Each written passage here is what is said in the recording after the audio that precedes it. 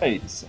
This is the first round of Swiss in the first System Gate major tournament held in my garage.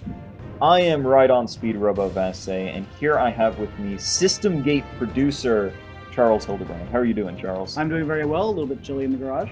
It wound up being a bit chilly in the garage, but safety third, as I always say. Precisely. Listen, I'm a little nasally from being in there, but it's okay. Honestly, I had a lot of fun playing in the tournament, helping you manage the tournament. It was a lot of fun. It was a blast for everyone who participated. And here we have first round of Swiss. Jordan Garcia on the right versus Jonathan Armstrong on the left. They have decided to use the crappy cardboard how to play mats, even though I specifically removed them from the table so that people wouldn't use them. A bold choice. They've decided to ignore that and use them anyway. I've always said Jordan Garcia, on the right here, if I remember correctly. That is correct. Has always been one to completely ignore the rules. Oh my god, look at this madman just ignoring the board placement and just putting his energy where his deck goes and his deck where his energy goes. Just anything go wherever. Oh my god. Let me tell you, let me straight up tell you about Jordan Garcia. Jordan Garcia is unjokingly one of my favorite players of any card game I've ever seen in my entire life because this man breaks all the rules and all the conventions. Right. He sees what everyone else builds and goes, I don't want anything to do with it. Yes. No, like four ofs are for babies. Absolute toddlers. You want consistency? Jordan Garcia says my mulligan and my energize and draw at the start of my turn is all the consistency I need. It's all he needs. He is greening a Uranus chess deck today. Yep. And what's really interesting about Jordan's deck is that he didn't build it. Correct. This was built by a friend of ours named Devon Harmon. Very good friend, an excellent deck builder. Interestingly enough, not very interested in actually playing any card games. Yup. But super interested in making what he sees as very interesting strategies. Devon has been hugely helpful in making System Gate the best game it could possibly be. Absolutely. Like, this is the man who looks at System Gate, breaks it, and then says, hey dude, you should fix this. And I'm like, you're right, thank you. He has single-handedly fixed at least 3 cards. At least 3 cards off the top of my head that you guys won't even know about because they got fixed before the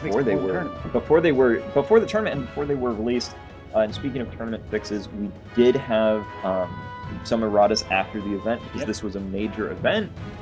So it's the time to errata stuff. Nothing that I think would have mattered in this actual tournament, but just some stuff to keep it fun. Exactly. All the erratas you can check out on speedrobogames.com. There are a total of 3, and they were all done to just make the game a bit more fun and interactive, as the card game players say. And I agree, none of the erratas that we did today would have affected the outcome of this event. So everything you still see here is still pretty much doable. And it's nothing that I think you would run into in normal play. I agree. Unless you are gearing it towards bad play. And there goes our camera for a little bit, but now it's back. Now it's back. Just really highlighting the fact that this was done on a budget of $20, 2 Little Caesars pizza coupons, and a garage.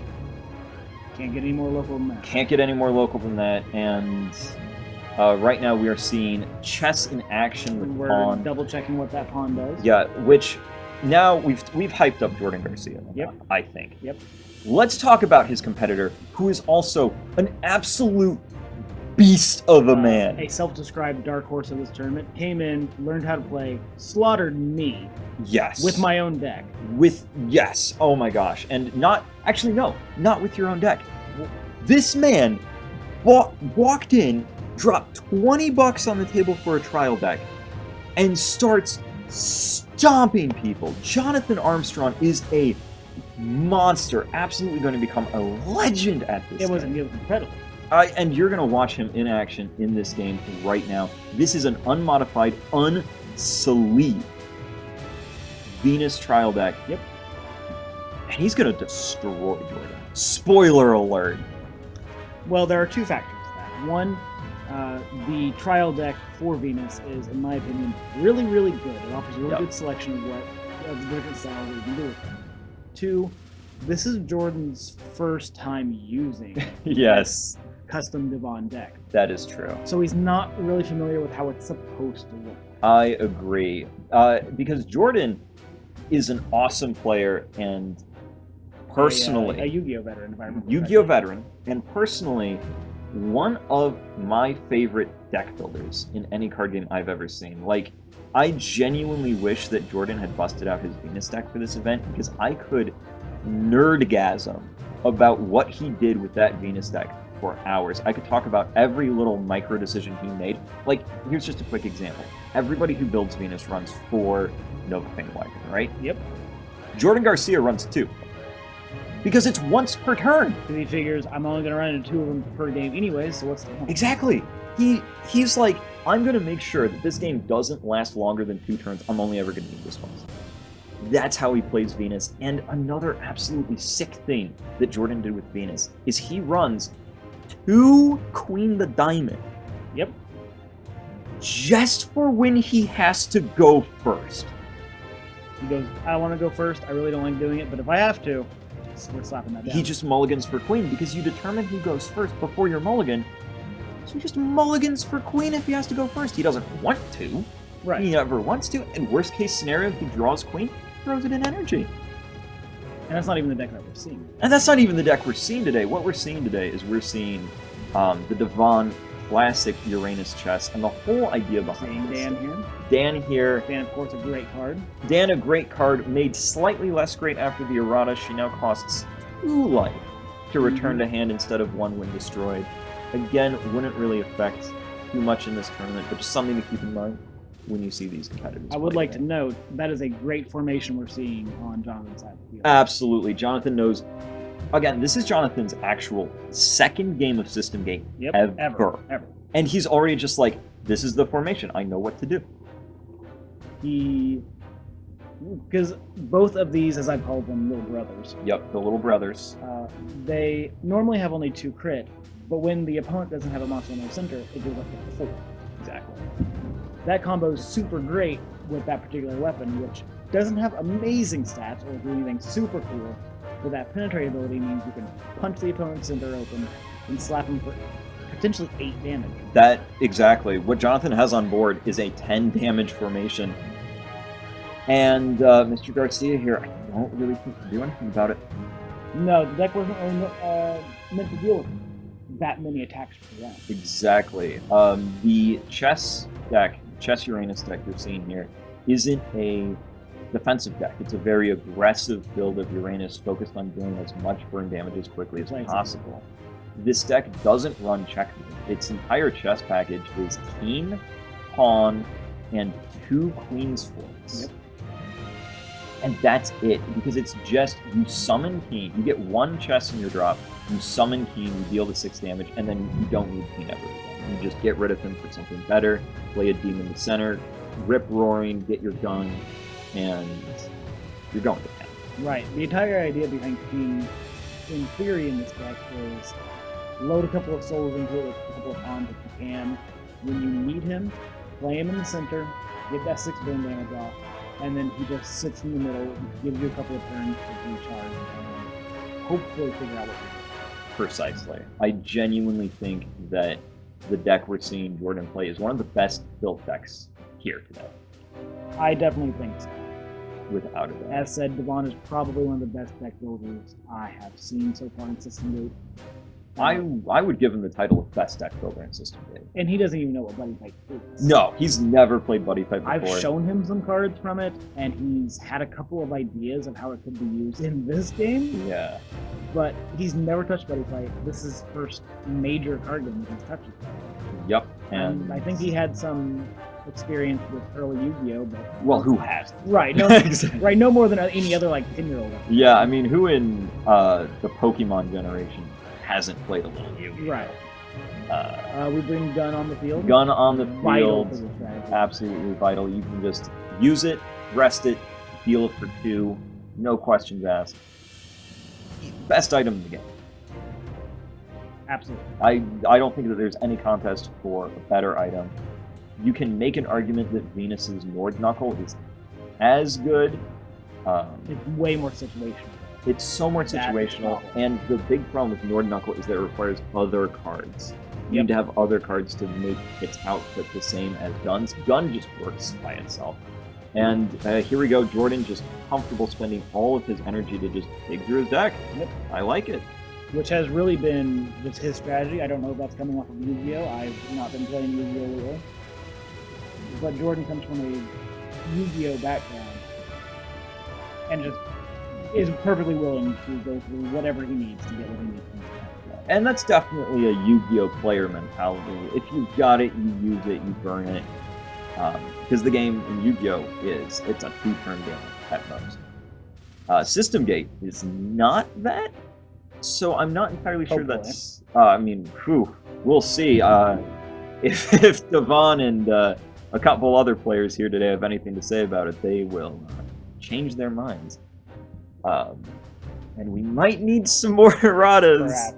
But as for right now, it's definitely not the way you play it. If Venus gets really, really, really lucky with a certain play style, they can pull off a turn 2 or turn 3 kill. Yes. But it's rare, and it only happens because of a certain amount. Right. And to be fair, every planet, if you open up perfectly, does have an option to do a turn 2 kill. Like, even just Neptune, you have 2 of your finales, that's 12 damage. You have Hattori, Hanzo, and your item. Yep. For the last 8, and that's game. You throw in a couple Mimushi pits in there, easily you can kill your opponent on turn. Precisely. Even though we didn't see Neptune in this tournament, it is one of my favorites. I do like everything that it does. Neptune is tons of fun. It's just, I'm not surprised we didn't see too much. There was one Neptune deck here. There was one Neptune deck, it didn't do well. It did not do well. Because the player didn't really know what to have. It was right, and the player wielding Neptune, this was also the first time he ever played system. Yep. And he'd never really played Buddy Fight before either, so this whole game system was very new to him. And I'm not surprised about Neptune's performance, and I'm not surprised we didn't see too many Neptune players, especially this early into the game, because Neptune has such a high skill floor. Even if you like Neptune, I doubt you could really get tournament ready for it in this short amount of time. Yeah, this short amount of time. Here is Giant Flare Wyvern. So Giant Flare Wyvern is absolutely a staple of It's a wonderful Venus. card. Just destroy the center. Oh no. Is Jordan Garcia going to bounce Gusian to protect it? I think that would be a really good play if he does, because then he bounced Giant Flare? He's just gonna just play it again. Just play it again. Okay. I guess Gusian dies now. Interesting move. Alright. Yep, Yeah, that's gone. We're doing a judge call just to check to make sure everything's on the level. Always good to do. I actually remember this over. They were asking if this card gets bounced to the skill still activated. Yes. Every time it enters. Every time it enters. So even if Gusian had Soul there, it would be dead. And that's why I don't think using Hogtie on Giant Flare Wyvern's a good idea.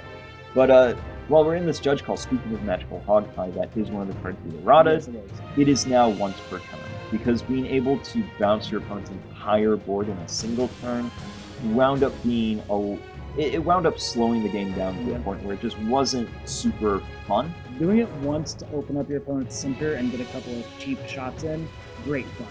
Doing it to wipe their entire board and flip them off in the meantime, it's just not fun. Exactly. It takes you back one whole turn. It goes against what we're trying to do here with the spirit of the game, and that's genuinely what happened with all of our erratas here. Right, we want to make a fun, interactive game. Control, we still want to be a viable option. We just want it to be at the point where both players are still enjoying it. Right, it needs to be seated. Exactly. I have a lot of really bad memories playing against Katana World. Yes. In Buddy Fight. Oh my goodness, yes. Where I just don't get to play the game. Yeah, and that means I'm not having fun because I'm not playing the game. They're not having fun because they're effectively playing against a brick wall. Right. Nobody's having fun anymore. Yeah, they win, I lose almost every time, but it's not fun. Exactly. We aren't trying to be blue in Magic the Gathering. We aren't trying to have that sort of situation. So that's part of the reason why that errata happened. And as we mentioned earlier, Dantalion was another errata. Jordan Garcia just takes a bunch of damage this turn. Yep. He's trying to find some option. Looking at the match now, I unfortunately wasn't able to see it during the actual tournament as I was in the tournament. Yep. He is taking some advice that I gave him for Venus and applying it to Devon's deck, which is I told him, don't worry about their left, don't worry about their right, unless they're a really big threat. Right. And just punch in the center, break open that center, hit him directly, as often as you can. Great advice for Venus. Great advice for Venus. Less great advice Not good for here. Uranus. Especially since that little brother's been sleeping on the field. For how many turns now? Too many. Too many. If the answers are more than one, that's too long. Right. That just has a 4 crit. Because the problem is, that piercing item can punch through that center no problem because all of Uranus's monsters have really bad defense. Exactly. That item can punch the center, deal 2 piercing damage, and then little brother can just slap with it. And that is over a fourth of your life just gone. Which you can completely avoid by just taking care of that little brother. Exactly. He's doing Queen's Fork to restand one of his units. A really solid card. One of my favorites. It's super good. Again, less good in Uranus. Because not a lot of Uranus has good attacks or good on-attack skills. Right. They're mostly there to be spells, but whoops, we also have stats, I guess. Devon, the person who made this deck, is actually building another deck that uses King for burn damage in a Neptune deck. Oh my gosh. Uses Lightning Shinobi's ability to force opponent cards into hand upon attack, Yep. and then Queen's Fork to do it again. Oh my gosh. Yeah, Queen's Fork with Hattori to just completely siphon off your opponent's hand. I don't even want to think about that. That deck is His idea terrifying. being, since this game lasts a while, not a really long time. Yeah, it usually goes for about 5 to 6 turns. Precisely. Both players in a normal match are going to end up top decking. Yep. If I can force my opponent to start top decking before me, I'm in a way better position.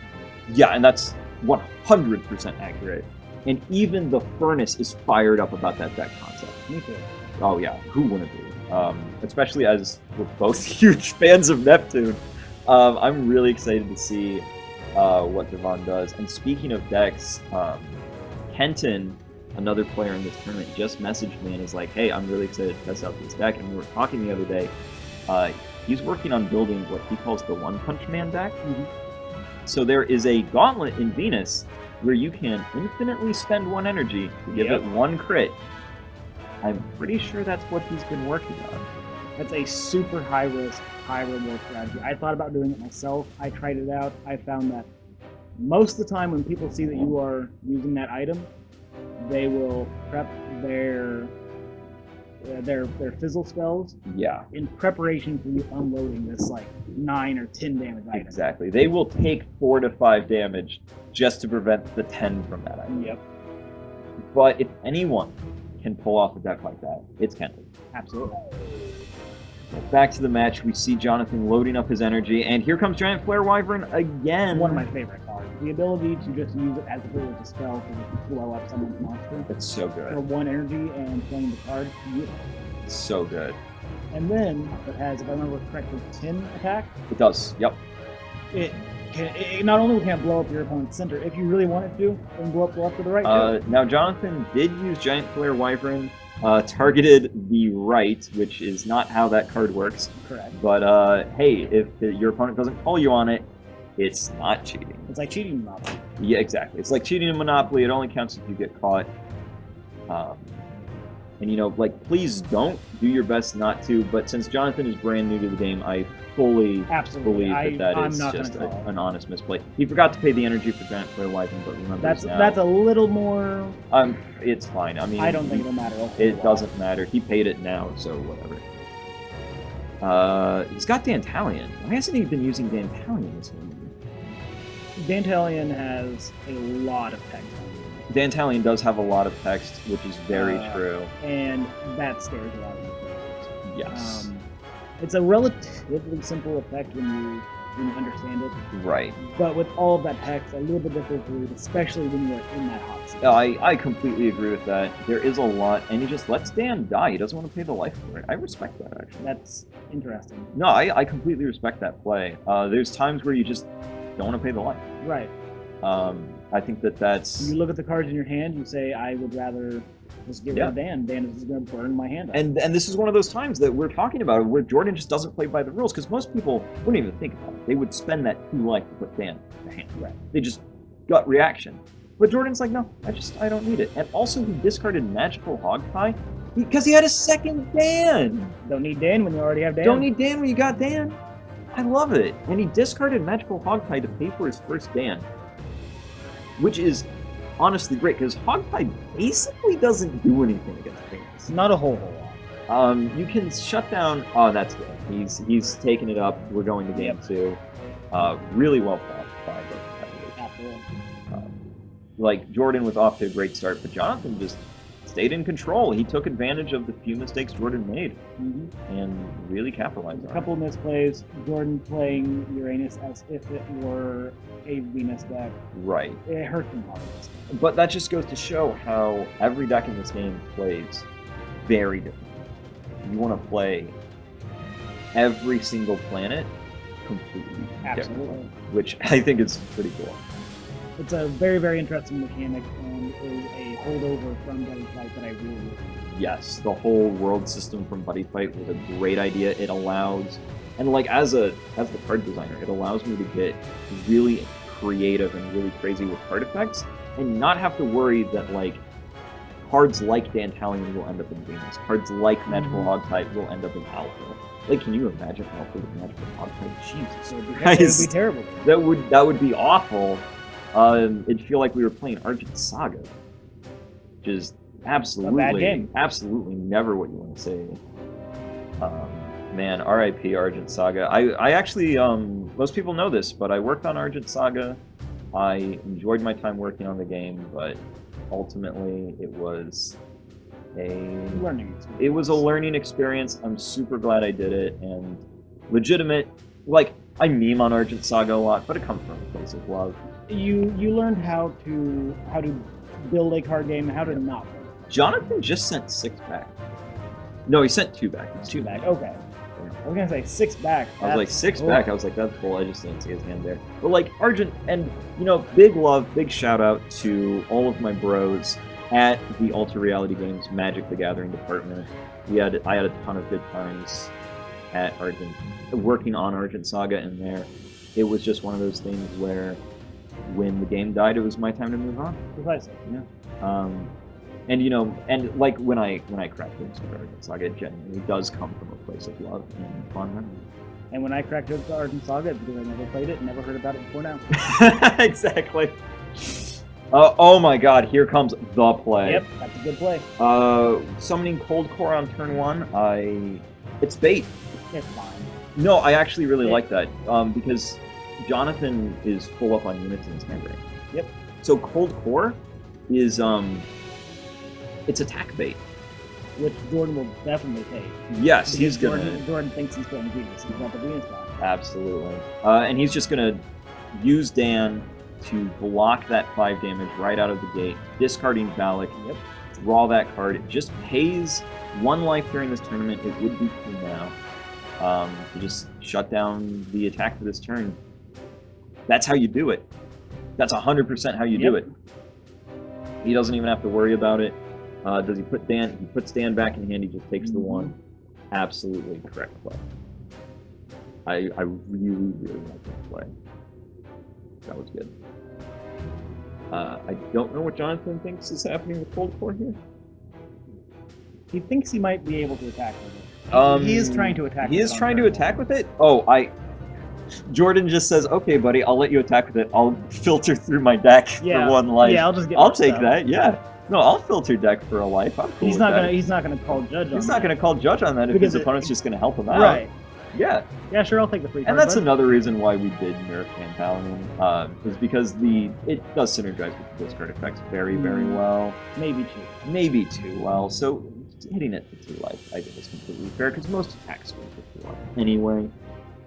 It's just there to block the bigger ones, and it's there to block the big brother. Right, it's there to block Big Brother. That's what it's there for now, which, good stuff. Jonathan reading his hand, turning that card sideways, telegraphing to Jordan that he has the finale. Mm-hmm. The classic new player, I have to read my card. Hold on, let me tell you what's in here. Is that why you made finale card sideways, in a way, maybe? No, I did it because it makes him look cool. Fair enough. He's trying to play King. You can't do that. That's not how that works. Did we mention that this is round 1 of pools? This is round 1. Yeah, so when you see these two players goofle their card effects, it's everybody's still fresh. Yeah. Jordan has not had a whole lot of experience. He's never played this. This is Jonathan's second? This game is Jonathan's total? third game in his entire life, and this is Jordan's second game with this deck. Right. It's round 1 of pools. We're both going to be doing some fumbling, but generally you had both me and Rydon walking around keeping an eye on things, just making sure nobody was doing anything too fishy. Nobody was doing anything too fishy. Now, of course, if we weren't directly watching this board, and they figured out they couldn't send it, so that's good. Everybody knows what's up. Getting a king that early would have been huge. Especially with that 6. Oh my gosh, that would have been huge. But no, we'll just go with Sheriff and Frontier Dock. Nothing wrong with that. Build some energy. I like it. Frontier Dock's a great card. Big fan. Yeah. And we were mentioning earlier how we don't see Frontier Dock running too many Uranus builds. No. For some reason, Devon overlooked it whenever he first made this deck. Yep. Didn't even think about it. Okay. Saw it later. It was explained to him what it does. See, I actually like this use of fun right here. Just get the center up, get that damage through. Take out the center, let your monsters have a way. Yep, I agree with that play completely. We'll see if Jordan moves his gun. He does for 2 damage. This looks like it's going to be a total of 7 damage. I don't think Jonathan has a fizzle in his hand. I don't think he has any scales. And because his monster's gone, Venus energy isn't going to do anything for him. Oh my god, and it's Queen's Fork. Yep. This is one of the few instances where Queen's Fork is super deadly because Lucian hacking 3 crit. Right. Which is a lot. That is a lot. The highest crit Uranus has is 4. And that is on Barroom Brawler. Yep. For when we're talking limit 2s, cards that can be stood with Queen's Fork. Yeah. Right. Barroom Brawler, the limit 2 vanilla, is the highest crit they have. The other card with 4 crit is Livestock Wrestler Golem. But he's 3, so Queen Fork requires that the unit be a 2 or less. Exactly, because I don't really want people spamming, Maha. Yeah, let's not have that happen. It would require a huge jump in energy cost. Yeah, I would make it unusable for anything but basically, yeah. I mean, Maha's already so strong, it doesn't... We got another big brother on the field? It's actually the same one. It was bounced. It was bounced, yeah. My bad. No, all good. Maybe it is a different one. Maybe Jonathan drew another one, and that's what he energized this time. We don't know. Fully possible. Swinging 6 at Lucian. Let's take that out, and then drop the 5. Drop it on him like a truck. Yep, there it goes. Jordan's just like, I'm gonna take that. That big brother just blew a full roast. It's like people look at that card and are like, it's a vanilla, and turn their nose up at it. No, it's just raw damage. It's just so good. And then we're slapping the finale on top of that. And then we slap the finale on top of that. We're just going to deal another 3. And it's right in the center where you want it to be, especially since he does not have a Yep. Oh, and another thing I love is the slight disrespect here on Mr. Armstrong's drop zone. Drop zone being hidden. It's face down. And now if Jordan wants to look at it, he can ask to look at it. He can, absolutely. But Jonathan is under no obligation to just show it. That is something I saw a lot of during this tournament. There were a lot of newer folks having their discard face down. And I think that's just out of habit of thinking that it's a pile and you do. Yes, I think so. I think it is out of pure habit. They don't even realize it's this like power move, this T-pose on them. But it really is, and I love it. It's terrifying when you play against them. You're just like, oh wait, what is that? And then you kind of feel like a dick for asking. But yeah, here comes King. Here it comes. That's 6 damage right there. I believe he did make that a Gate Master call, but he just didn't turn it sideways. Yeah, he made it a Gate Master call. He just forgot to turn it sideways. It happens. And as far as I'm concerned, as long as we both know Yeah. that it was a Gate Master call. Exactly. The only instance where it really matters is with Shane's. Yeah, he's showing the 6 damage right there. The only instance where it super matters is with things like Mother of Space Nebula that mess with the Game Master zone. So it's going to become more important as the game progresses to properly Game Master call. But as it is right now, it doesn't super matter. I do think that messing with the Gate Master zone and having Gate Master skills be totally unique and having all cards make it a little bit different is what separates this from Buddy I fully agree. Fighting. As far as I know, and I'm not that into Buddy Fighting, there is nothing like Mother of Space. No, there's nothing like Nebula in Buddy Fighting because there can't be. Right. No, Mother of Space Nebula, for those of you who don't know, allows you to pay 2 energy and 2 life, swap her from your field for your Gate Master, which does trigger your Gate Master skill. Yep. And then it makes your Gate Master Mother of Space Nebula. So your Gate Master skill goes from whatever it was before to her draw 1. Yep. So if you Nebula again, you're now drawing cards instead. It completely changes up what you're doing. Which, might I say, a great Gate Master skill that you can combo over and over again for Alpha. Obviously, all decks would enjoy having extra draws, but Alpha in particular loves to have extra draws because they so often will just play a dragon and put a bunch of Tommagers in it from their hand, and they don't have a hand. Right.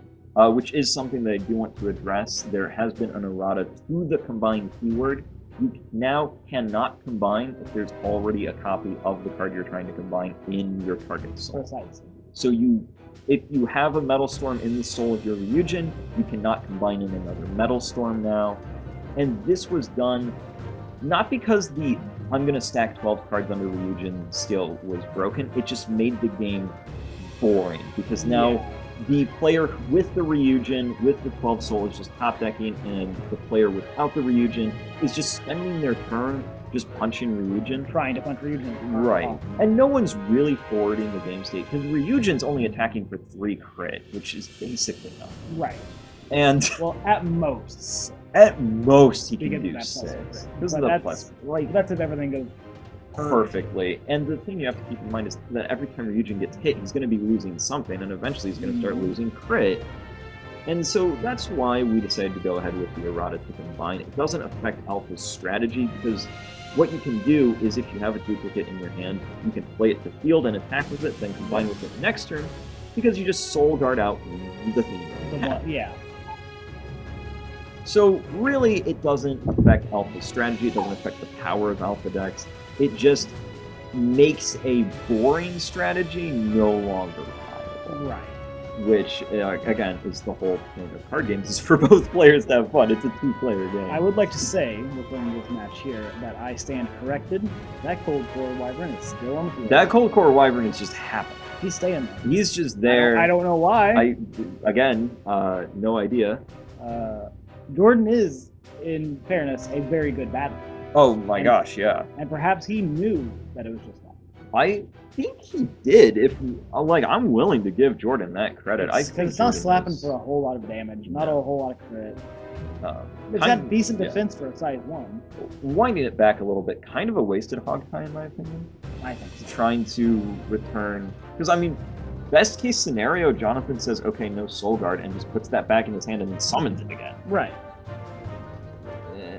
Like, hitting Venus's finales with Hogtie just kind of hurts you, especially if you do it on their turn. Yeah, it just...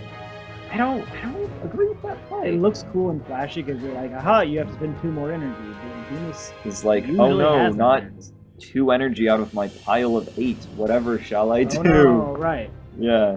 So here comes Livestock Rustler Balam. Now I understand the point of that hog tie. It was to make it so that Balam could open center. Yep. I am actually going to shut up and remind the folks at home, I'm back here, they're on the table, they know what they're doing. I'm not back here, I'm at another table. You're at another table, so you also don't know what they're doing.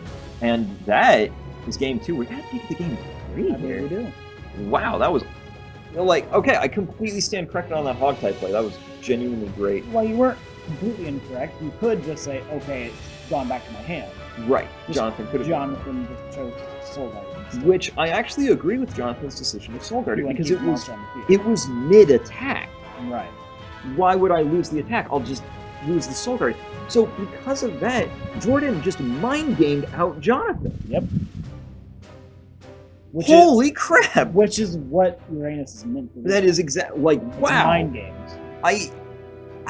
And this is what I'm talking. This is why I love to see Jordan Garcia play. Well, This he is does. why I love to see Jordan Garcia build decks because his mind does not work like anyone else's. I don't think he can explain what he's doing, But he A lot knows of what times- he's doing. but I built him a custom deck that I thought he would enjoy, and he took it home, took about 3/4 of the cards and ripped it out of the deck, put new ones back in, and said, "Hey, the deck you gave me was really bad, and I thought it was a joke." Yes, that was literally. Jordan said, "I thought you were joking." Which is weird. I spent 2 days trying to. You worked really hard on that I- deck. Granted, I'm not the best deck builder. I do. That's all right. fine. You're But- not bad. But he took the deck, ripped it in half, Mm. said, "This is all bad cards." Then he put new cool cards in here. It was like, and just watching him perfectly manipulate that hog type play in a way that I thought it was a misplay. Like I straight up thought this man misplayed. And if you ask him, he'll probably be like, "Yeah, it was a misplay." But no, it wasn't. No, it He wasn't knows at all. exactly what He he's knew doing. and like He just doesn't know that.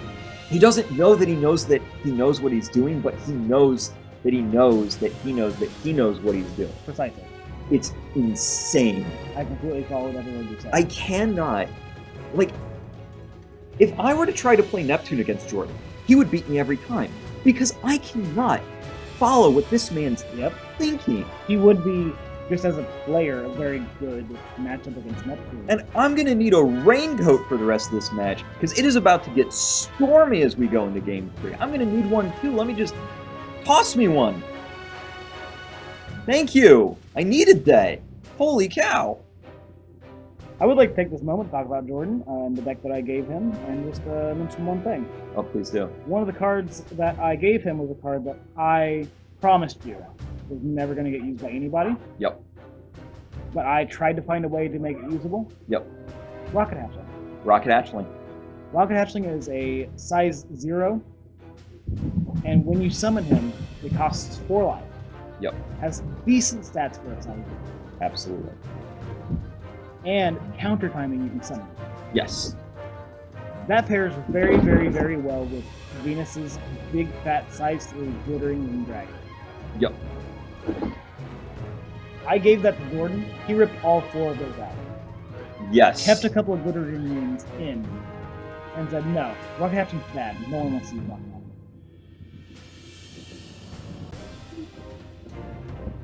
And what's really funny about that story is that Rocket Hatchling's a good card. I will admit, despite my vendetta against it, it's a really good card, especially on if you have a 3/0/0 combo. Yes. It's really, really good. Yes. But there's this meme, right, Rocket Hatchling about Rocket Hatchling being bad. And I'm like, no, Rocket Hatchling good. And Louise Vassay, the final boss of System Gate's like, Rocket Hatchling is my freaking gate master. So Well, the reason it's so good as a gate master is because it grants 4 life, completely Exactly. negating the 4 life that you spend. yep, which Summon. makes its counter summon free. But no, I just think it's so funny that Jordan Garcia is also like, Rocket Hatchling bad, get this garbage out of my deck. It's become really a dividing card to see who is more of a deck builder and who is more of a combatant. Yes, It seems to me that people who enjoy battling more are more like Rocket Hatchling bad, I agree. but people who enjoy deck building more generally will say Rocket Hatchling is good. I agree, but at the same token, Jordan Garcia is god tier at both. That's fair. Like That is he's absolutely fair. amazing at both because you can't read this man. You can't read this man while you play, and you can't read this man. I'm informing Jonathan how to gate master summon because again, this is Jonathan's 4th game Yep. ever.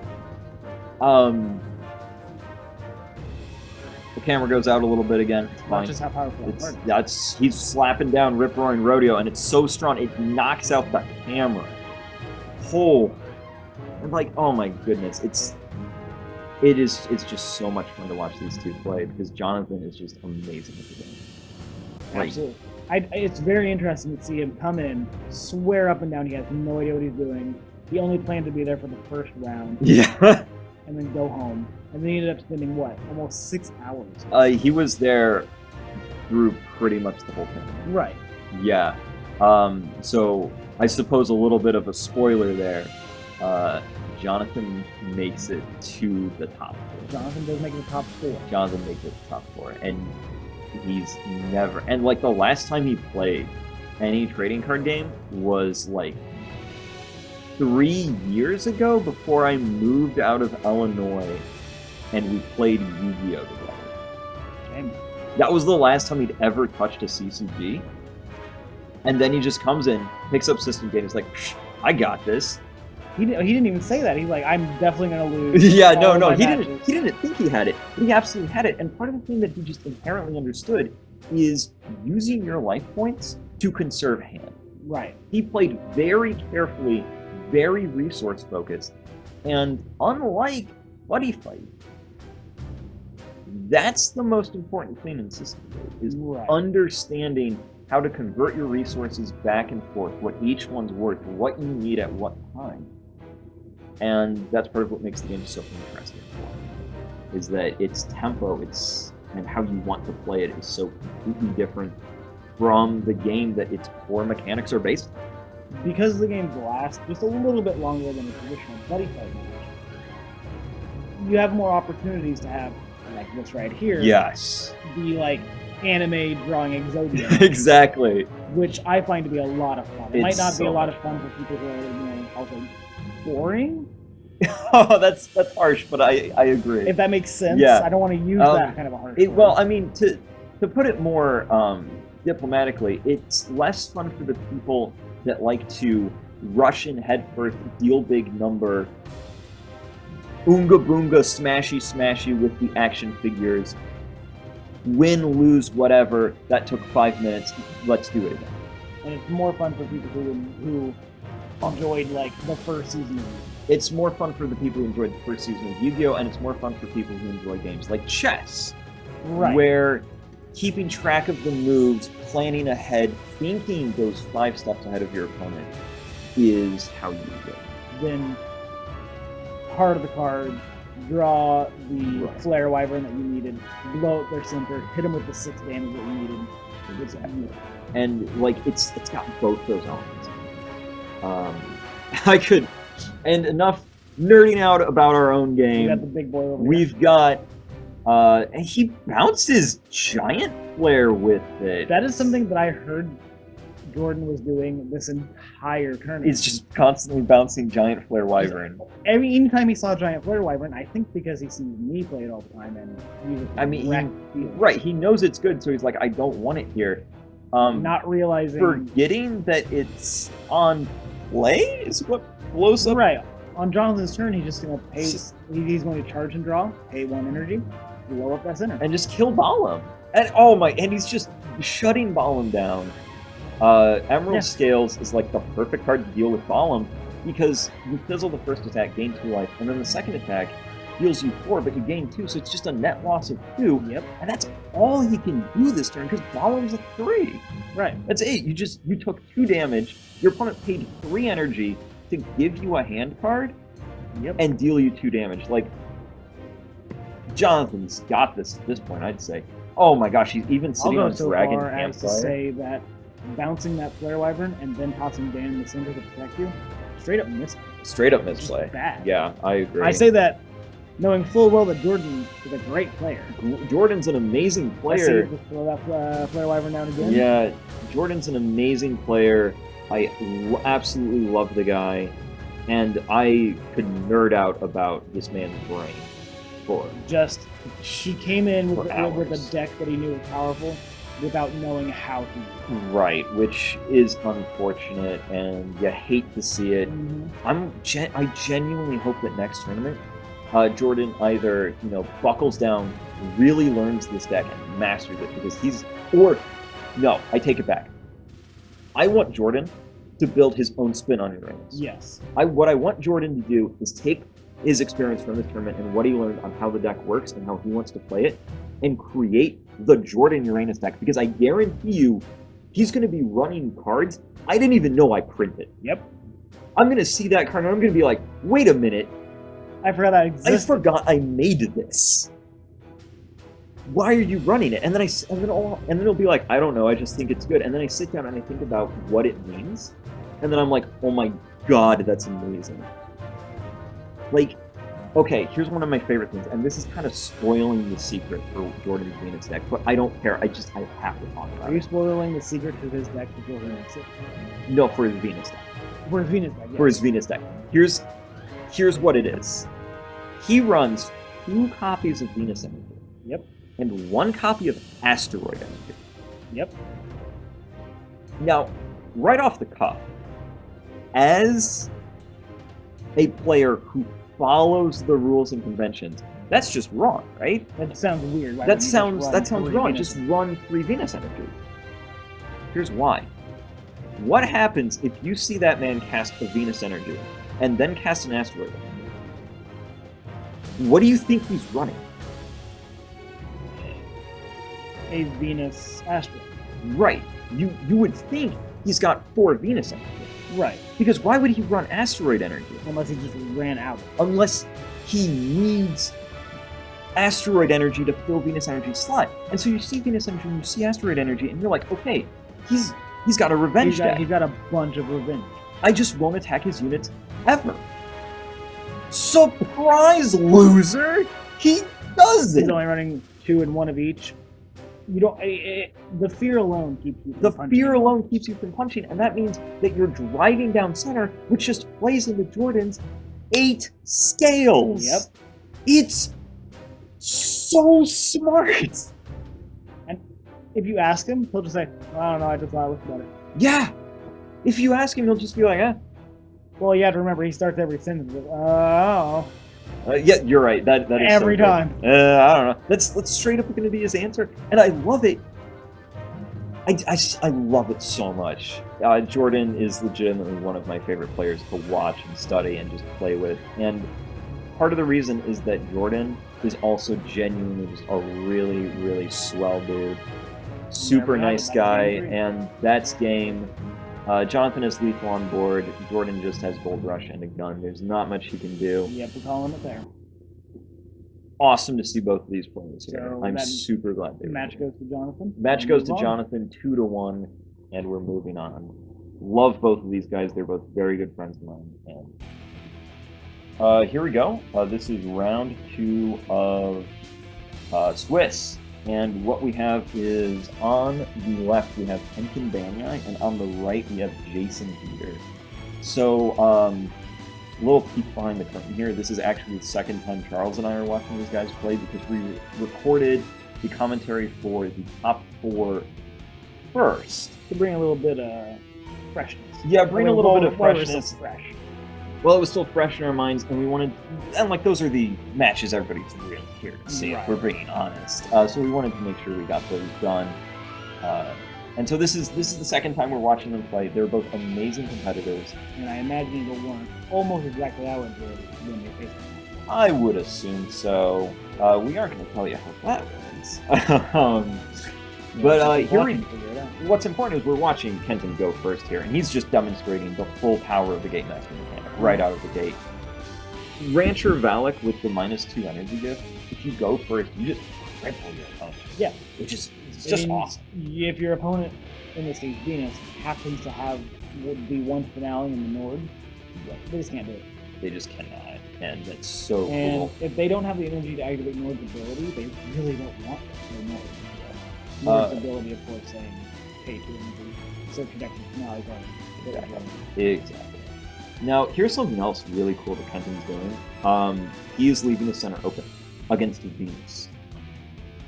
You'd think not a good play. You normally would want to protect yourself. I actually totally see what Kenton's doing here, because Kenton comes from a chess background, and he is seeing 5 moves ahead. He is using his life points to conserve cards. He's saying, please hit me at my life points for damage so that way I don't... can keep my cards on the field. Exactly. I can keep my cards on the field. I can keep my cards in my hand. I don't have to worry about it.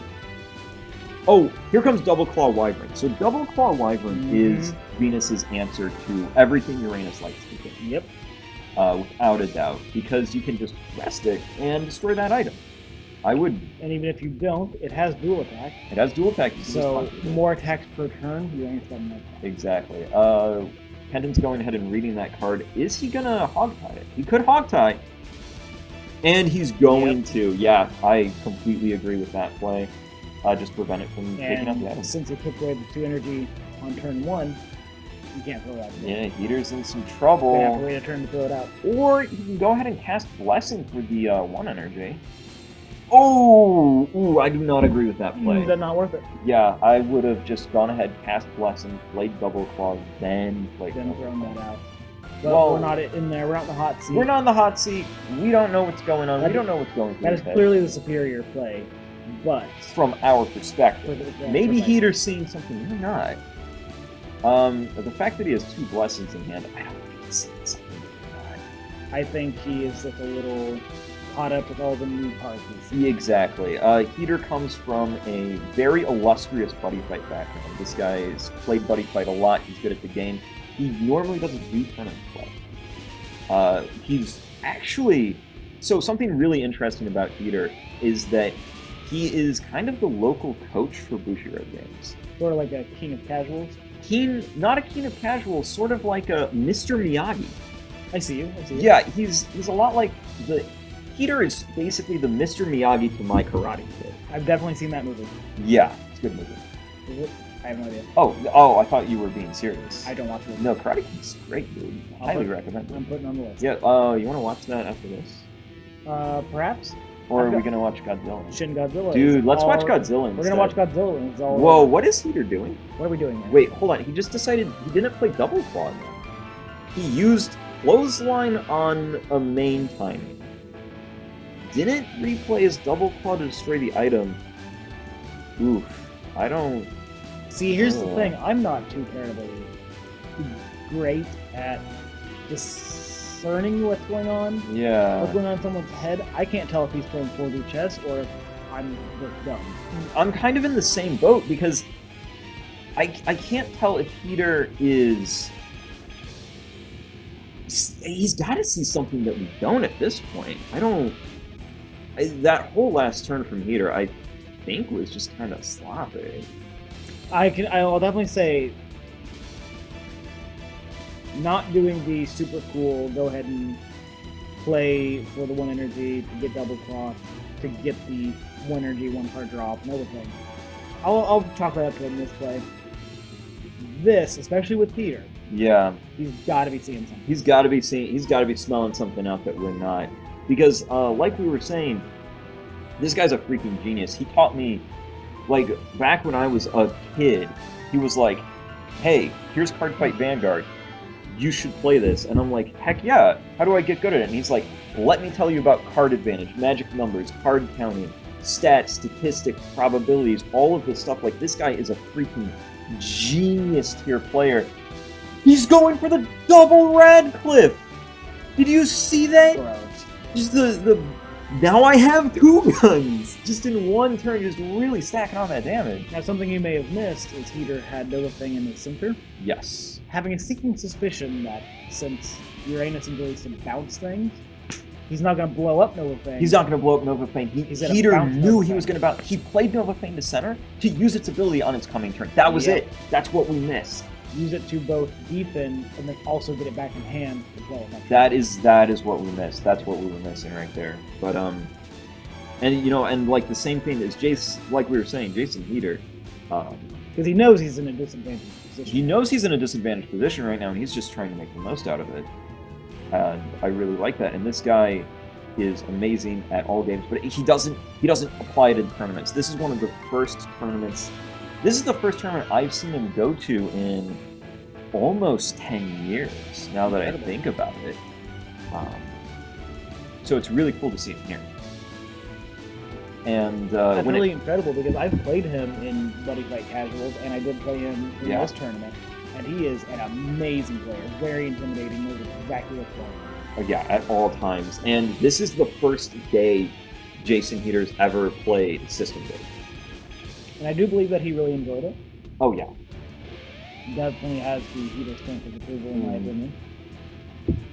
From the vibe I got, absolutely. We are checking Blessing of the Stars right now. Yep, just to make sure it's on the up and up. It lets you draw one card, or my apologies, charge one. It lets you charge one, then if you have a Wyvern on the board, you charge another 2. Yep. And since Double Claw is a Wyvern, that'll check. And we're charging 3 total. A great card. Great card, for sure.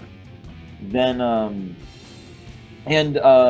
Jason Heater actually had a bunch of errata suggestions for the game, and a lot of them were actually implemented. He suggested the errata for Combined that we implemented. Yep. He suggested, along with Kenton himself, suggested the errata for Wild Outlaw Vantalion. And you know, like, our top ranked player on our ELO, Kenton Banyai, was like, hey, my card's too powerful. Nerf my own card. And I was like, yeah, let's do it. And then Jason Heater also was like, hey, let's nerf that, let's go. And I think he's just using Double Claw Wyvern to attack. He just decided to attack with it. Hey, if Jason's got the life, I think he doesn't have to deal with gun right now. Precisely. You got the life. The gun's not that big of a problem until you're down to 2. Yes, until you're down to 2, you don't need to worry about gun, and I think he's right. Dan going back to hand for 1 life. That has been changed to 2 at the behest of both of these players. Yep. And I agree with that completely. And it's one of those things where it's a game by players for players. If you guys want to see something happen, let me know, and I'll do my best to make that so. The game is made to be fun, not to sell packs. Exactly. I made this because I love card games and I love Buddy Fight, and I was sad to see it go. So I said, hey, what if I do my own spin on it and see where that takes us? And I've been having a really good time, and this tournament was a really good time, and we're gonna keep it going. I played a good deal of Buddy Fight, and I really enjoyed it. It brought me back into the fold of card games. I come from the background of tabletop RPGs and board games, but Buddy Fight really brought me back into card games, and System Gate solidified it. It's such a good game, and I love watching people play. I cannot get enough of just watching these people go, because everybody here, and our camera goes out with the raw power of like Dragon Ball. It just blows it out. That is an energy stack. Let's see if Peter can cash it out. We both have a lot of energy right now. Everybody's cooking. We're gonna see some pretty explosive plays. Hopefully we can use that energy before we're dead. Yeah, we'll see. I mean, he hasn't been. Oh my God, he just drew Nord. He's cashing it out. Yeah. I think the play here is Double Claw, take out item, Nova Fang, Blessing, Buddy Summon Nord, go to town. Yep. I think you just. If I was Peter, I'd drop my hand on the board this turn. There it is. Yep, blowing up the item. There. Yep, item's gone. Pays the energy for it. Getting famous for the triple Radcliffe. Yep, Kenton, very famous for the triple Radcliffe. Almost definitely has a gun in hand. A gun on top of that. Gun on one. It's somewhere. It is somewhere. That is Kenton's signature move. Is the triple Radcliffe. Bringing in that Nord. Bringing in the Nord. Blessings, as we do. He's got all the Wyverns. That energy's about to fall on the floor. Kenton always double checks. Double checking what it does. Yep. Read what it did. A little scared of it. Did Peter remember to master something? I don't think we did. I don't think he did. Or if he did, he didn't turn the sideways. Which happens sometimes, and it usually doesn't matter. And then we build up that hand. We build up even more energy. What's in hand? Another Double Claw. That'll be good next turn. That'll be good next turn.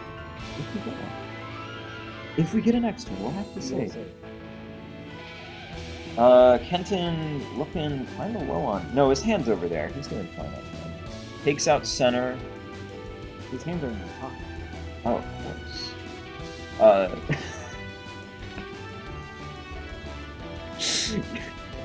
Wait, why did he attack Dan? Why would you punch Dan? Wait, no, Dan's on the field. Dan's off to the side. It's not in the center. You leave it alone. Don't touch Dan. Why would you let him turn his hand into nullifies? Incredible. Why? Listen, 4D chess. I mean, again, he's got to know something I don't. But like, oh, and don't take that one. Dan's just gonna punish you for it. Dan was made. Made to punish North Star Hammer. Okay, good. He takes Star Striker. That's right. You better summon that this turn, buddy. He wants to cut. Says no. Which, I mean, it's a pretty low-key locals, ultimately. I will say, almost every time a cut was offered, it was denied. Pretty much everyone here, like, loosely knows each other, too, so... Right. Everybody's pretty comfortable in that setting. This is not the Goku versus Vegeta high-level play. No, that's coming in Grand Finals. Yes. That's absolutely coming in Grand Finals. Wait, does he not want to summon? Is he choosing not to summon? No, we're doing a judge call. Calling judge. I think we're talking about cost?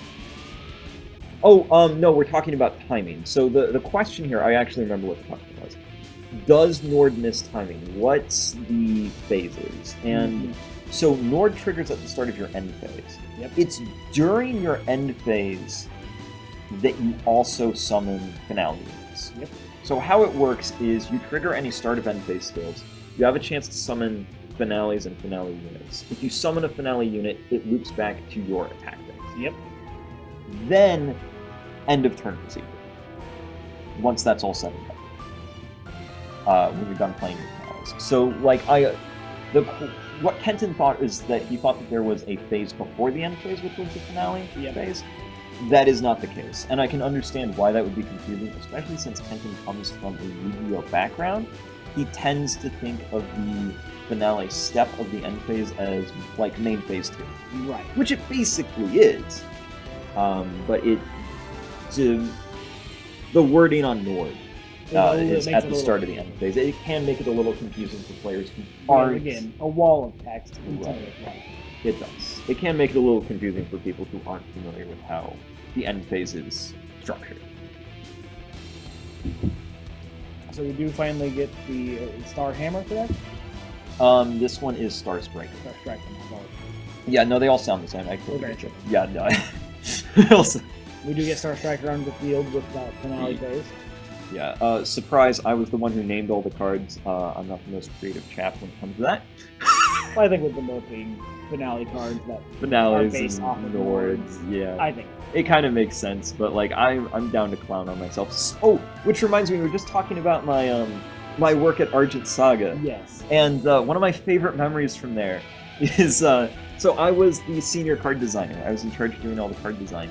And so I make this whole set. And in this set, I have Death Executioner Greg and Blazewalker Army Private Billy. Blazewalker Army Private Billy. And my boss walks into my office and is like, Rhydon, we need to talk. And I'm like, what's up? And he's just like, please tell me these are placeholder names. And I'm like, no, I'm totally serious. No, they're real. No, they're real. I want Blazewalker Private Billy and Death Executioner Greg. And he just doesn't blink, just continues to look at me and deadpan says, you're not allowed to name cards anymore. That makes sense. And I'm like, and my response was, that's fair. Oh my gosh, I have so many fun memories from that. And it looks like that is game. Kenton takes it. Yep. A well-fought game from both players. I feel like there were a few instances of misplaying on Heater's some misfiring going on. But this is Heater's second match of System Gate ever. Kenton is clearly firing on all 6 cylinders. Kenton's firing on all 6 cylinders. He came to win. He came to win, absolutely. 100%. Kenton is here to win. In his own words, he didn't stand around in a freezing garage for 6 hours to get second place. And power to him on that. And I know for a fact Kenton As soon as I showed him System Gate, got really into it, started training, started grinding, started theory crafting decks. Like, Kenton is absolutely the most prepped player, aside from the Destroyer of Planets. The terrifying one. The terrifying one, the one that we all know about, who once made Dalton of TCG Buzz afraid. Louise, Tournament Mombasa. If I'm being completely honest, walking into this event, I thought that there were only 2 competitors. Absolutely. Kenton and Louise. I have never been to a tournament before, but after I got done with a couple of practice rounds, I knew exactly. Yes, I was pretty. It was still so much fun to watch. I was still there for the full It was so much fun to watch. But the thing is there was one genuine surprise contender in this run up here for me. That by round 3, I genuinely thought he was going to take the whole thing. Completely surprised me. Yeah, the whole problem was that he just got tired and he petered out at the end. And of course, I'm talking about the self-proclaimed dark horse, Jonathan Armstrong. He came here. It was incredible to watch him. It was just come in, wreck shop it every single time, destroy someone, and go, "Oh, I'm sorry, I didn't know I was going to do that." Right. Oh, I'm sorry, I didn't mean to blast your butt. I didn't mean to completely destroy this entire tournament. Yeah, whoopsie doopsie. I was just gonna stick around for round 1, lose, then go home. Guess I'm in top 4 now. Guess I'm here for the next 5 hours. Sorry, yeah, guys. Like wow. And so like it was super exciting to have 3 competitors on the same level. And one of those players was using an unmodified, unsleeved trial deck he bought 30 minutes before the event started. It could not have been any more against his will. I totally agree. His first time coming here, playing only 1 or 2 matches ahead of time. Yep. Using a trial deck that he had literally just bought at the event. Exactly. Playing against people who have had years of experience and months of experience with this game specifically. Yep. It was incredible to watch. And I played against him myself using a heavily modified Venus deck and got thrashed. Yeah. It was so cool. But he's not at the table right now.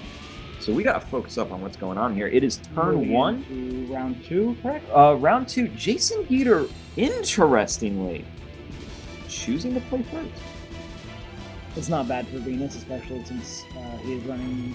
It was your Venus. It was my Venus deck. This is one that wants to go second because you want to, right out of the gate, hit your opponent with 3 finales in a row. True. But I guess he looked at his hand, saw Big Brother, and said, I'll slap for 5. Yeah. And said, turn 1, yeah. Okay, let's do it. Which worked. I'd like to mention another power play here. You can't see it, it's off screen. Kitten was recording his life point on a notepad. Yep, notepad and pen like an old chess pro, really, if you think about it. Yes. Like, he's just taking notation over there. Like, again, Kenton comes from a very, very threatening. And I don't know if he was playing that level of 4D chess or not, but being able to manually keep track of your health lets you know exactly how much health you're losing. Yes. And, back in my competitive buddy fight days, I would also take notepads, and I would keep notation like that. Really? Interesting. An interesting Master Summon of Valak, making the opponent lose 2 energy. I don't think Jason's going to care. This is one of those instances where I would have just held Valak in my hand for discard fodder. Yeah, that would have mattered a lot more if he'd gone first, which that might have been Vito's plan. Maybe I don't think he could. I don't think he would have had that much foresight. No, because he saw that happen last year. True. I think that might have been part of the plan. Maybe he didn't want to get energy locked in. I get it. Not bad. Going for 3. Denied with Sapphire Scales. I'm going to be real. Sapphire Scales is one of my favorite arts in the whole game. I.E. Geyer. Sapphire Scale and Emerald Scale both have fantastic art. Absolutely gorgeous. Shout out to I.E. Geyer. Shout out to I.E. Geyer. The game would not be possible with him. He was here today. He was signing cards. He was having a blast. I actually got a card signed myself. I had my favorite art. Yeah. Giant Flare. Difficult to sign because it's all black. It's all black, which I didn't think about when we made it. I think it's worth it. though. I absolutely do. That card is stunning. And, like, part of the reason why I just love having IE Geyer on board, I mean, one, he's got such a range. I mean, look at Nord. Nord looks like a cute and cuddly stuffed animal, and then you've got Giant Flare Wyvern. Or Double Claw here. Double Claw, like, they're both so cute, and then you've got Scales and the Gauntlets and Giant Flare. And they're beautiful. Are beautiful and intimidating and imposing. And the other thing about IE Geyer, you will not be a nicer guy. You won't. I didn't think he would be as nice as he was when I met him at the tournament. Super humble. He came to the tournament with his art setup to make art at the tournament. He was on the clock. He was on the clock the whole time. Like, and he is just. I am proud and thankful to be able to call IE Geyer. Absolutely. He is that nice of a guy. And like, one thing that IE Geyer does is he writes children's books. He writes and illustrates and does the whole thing. He doesn't make a cent on those children's books. He did the whole printing and gives those books away for free, does readings and signings and book giveaways completely for charity. Couldn't be a nicer guy. The dude's a freaking superhero. And I am so thrilled that he is along for this ride. And of course, just like everybody on the System Gate team, loves Buddy Fight. Yeah, he seems to enjoy Buddy Fight. He got in a couple of practice rounds here. He didn't play in the tournament. He didn't play in the tournament, but we did have an odd number of players, so there was a bye. And he was sitting over there playing the people who had the buys. Yeah. It was great. It was great to have him. But now we can see the full power of Wild Outlaw Dantalion on display. Nord, unfizzleable, but yeah, can just redirect it into Dan.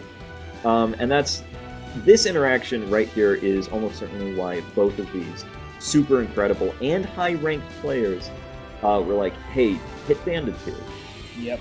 And like, fair, totally fair. I didn't, especially in set 1. Like, the thing is that as the game progresses, Dan is going to become less potent, but come set 1, Dan is one of the few cards that can comfortably respond to Northstar Hammer. Yep.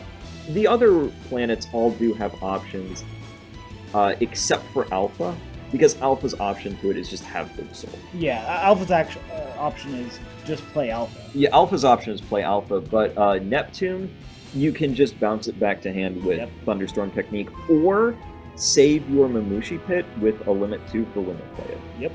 Those both handle Northstar Hammer no problem. And then the answer for Venus, I mean, look at that formation. Open center. Yep. Hit him with Orion's Clothesline. That's the thing is, especially when Venus has a weapon out, they like to have the 2-1 weapon formation. Yes. Which just opens them up to play. Exactly. Like, Clothesline is genuinely best in the mirror match. Absolutely. Because you can just immediately answer your opponent's finales just like this, or mess up Nord before they even get a chance to search their finales. And that's genuinely what I like to do. And I mean, that's another thing you can do in Neptune, is you can... Like, Neptune's whole response to things is you handle the threats before they exist. Precisely. And that is a really hard playstyle to master. Every time they try to gain a little bit of steam, you just know where they're going to be, and you have a plan for it. Once again, hit them with Dan. Hitting Dan. Now, the errata to change the pay 1 life to a 2 life, that is only if you want to put Dan back into your hand upon destruction, correct? That is correct. So, if you don't want to recycle your Dan, you can just discard 1 card, summon her, redirect, and then let her die. Right. And it doesn't affect her ability to do what she does. Exactly. It doesn't... And the hit is just to prevent a prolonged cycle like this. Every single errata we did was to make the game more entertaining and more interactive without reducing the power level of any of the decks in play. Precisely. And I feel like we really achieved that with our erratas. I played against our friend Devon. Awesome guy. Signature card. Signature card is Dan, easy. Like Just has 2 Dans Yeah. in hand. Goes That- nope, Dan, nope, Dan, nope, Dan. that's his avatar. Yeah. Precisely. Loves Dan. Yep. It's not a lot of fun to swing for 3 and then 3 and then 4 and have all of that damage get blocked by 1 Dan. And Yeah. your opponent ends up only taking 3 damage out of the almost 10 Totally. deal we're trying to deal. Totally agree. It's just not fun. Yeah, I completely agree, and And it's not engaging for the person who plays Dan. right, because it's such a one-track strategy. You just go, Dan. Yeah, It's not entertaining. exactly. So we fixed that, and hopefully the game will be just that a little bit more fun now. See, this is what I'm talking about. This is the sick stuff that you can really do with Amon. Yep. Demon Prince Amon is one of my favorite cards that I've designed because there are so many ways to use him. Like Precisely. he used Amon to put Gusian back in his hand. He can play Gusian again, or he can go for his Swarm strategy. Yep. Because this Uranus deck that Kenton's wielding is very different from every other Uranus deck. In that most Uranus decks like to go with a sort of size 3 chunkier guy, or kind of like a 2-1 item formation in a sense. This Uranus deck is completely focused on running the limit 1s and swarming the board. Yep. And And if possible, bouncing some of the yeah, on-play effects back into hand, throw them out there again, try to bounce it back again. and now this is where Kenton sadly kind of has complete control of this. He recognizes that Jason's down to no cards in hand and no energy. He just charged Campfire. That's interesting. Why? That was your win con. I think that's a misplay. That's ooh, I don't know about The that. only way that could be advantageous for him is if he just really thinks that next card he draws Is Campfire. is either Campfire or something that's going to give him something that he can use that 1 energy for. Giant Flare? And if we Giant Flare, Conductor Man, Yeah. I think that. And then he punches Gusian. I don't. Oh no! That whole turn, I don't agree with. Yeah. Yep. Yeah, he's just, Yep. he's gonna. Oh, he doesn't even bother with Oh, the bounce. He doesn't wow. even bother, he's just swinging for the 6. He just goes, no, I know I'm gonna win. So we're gonna Yeah, you know what? This is actually lethal because he has Sunset Riders in hand. Yep. He's dead. He could have even played Ball in this turn, he doesn't need to. Now, what does Sunset Riders do? Great question. So Sunset Riders is a count. The end's turn. Anyway, Kenton, stop playing with your food. Come on, man. That's not cool. But Sunset Riders is a counter spell. Ultimate incantation. Sunset Riders. You pay 3 energy and 4 life to summon any 3 demons you want from the drop. That's incredible in a deck, especially like this. In the Swarm Swarm. deck, it's stunningly good. In most decks, you normally just like bring back Gusian and maybe Amon. In his, it's deal 6 damage. Right. And so Kenton, he is absolutely playing System Gate like it's chess. He's 5 moves ahead. He knows what his kill combo is, and his entire deck is built around slowing the game down unto the point where he gets the kill combo, which is the triple Radcliffe 3 guns play. As I like to call it, the triple Radcliffe. Put the meme up. And, I love the little flash he does, this stuff. Yes. 3 energy. Here comes the kill combo because Balam actually can't bounce items, he can only bounce units. Yep. That's incorrect, but it's fine because the game's over. Is 4 damage, dual attack. So that's 8. Yep. Then gun is 2. Which makes 10. 10. Followed by Ultimate Incantation Sunset Riders to deal 6, followed by Rip Roaring Rodeo to deal 4. That's your full 20. Which just makes for just an incredible play. And even though it does deal your full 20 in what can be seen as 1 round, you can't do it turn 1. Yeah, you can't do no. it turn 2. It's impossible to do it turn 1. Even you if would you're be- incredibly lucky. Even if you're incredibly lucky. Because just you've got to do have it. those units in your drop. Yeah, exactly, which you're just not going to have. There's so many things that you have to have in the lineup. I suppose, theoretically, if the stars align and your zodiac sign is exploding above you, you could possibly pull it off turn one. But that's assuming your opponent doesn't have anything to interrupt it. Right. And that's part of what Kenton does when delaying up the game, is he runs out the opponent's options to answer the pullback. Yep. Because all you have to do is have one emerald skills in hand. And right, it's like, and then it's like, congratulations, dummy, you blew all your resources to not kill me. What's your next step? You know? So that's what's going on with that. And that was a clean 2-0 from Kenton Banyai. Absolutely. Completely came in with no card game background and wrecked someone who's had years and years of experience in a game like that. Yes, absolutely. And playing a game very similar to System Gate. We all know it, we love it. Future card playing. But the thing is that this also just goes to show, if you play System Gate like Buddy Fight, and you go up against someone playing System Gate like System Gate, you're going to lose. You are going to lose. Because System Gate has the same core mechanics as Buddy Fight. The same skeleton, but that meat's totally different. It's vastly different. And that's why I like it so much. It's so much fun and so cool. And up next, we have the last round. Here is the final round of Swiss. We have Jonathan Armstrong versus Kenton Banyai. Kenton Banyai has literally lost one game. Not one match, one game all day. Yep. And that was in round one against Louise Basset, the destroyer of planets. Yep. So, I mean, no surprise there. So we already know how this turned out. Yep. We already know, even without knowing how it turned out, we know it's going to be a slog. Yes. Unfortunately.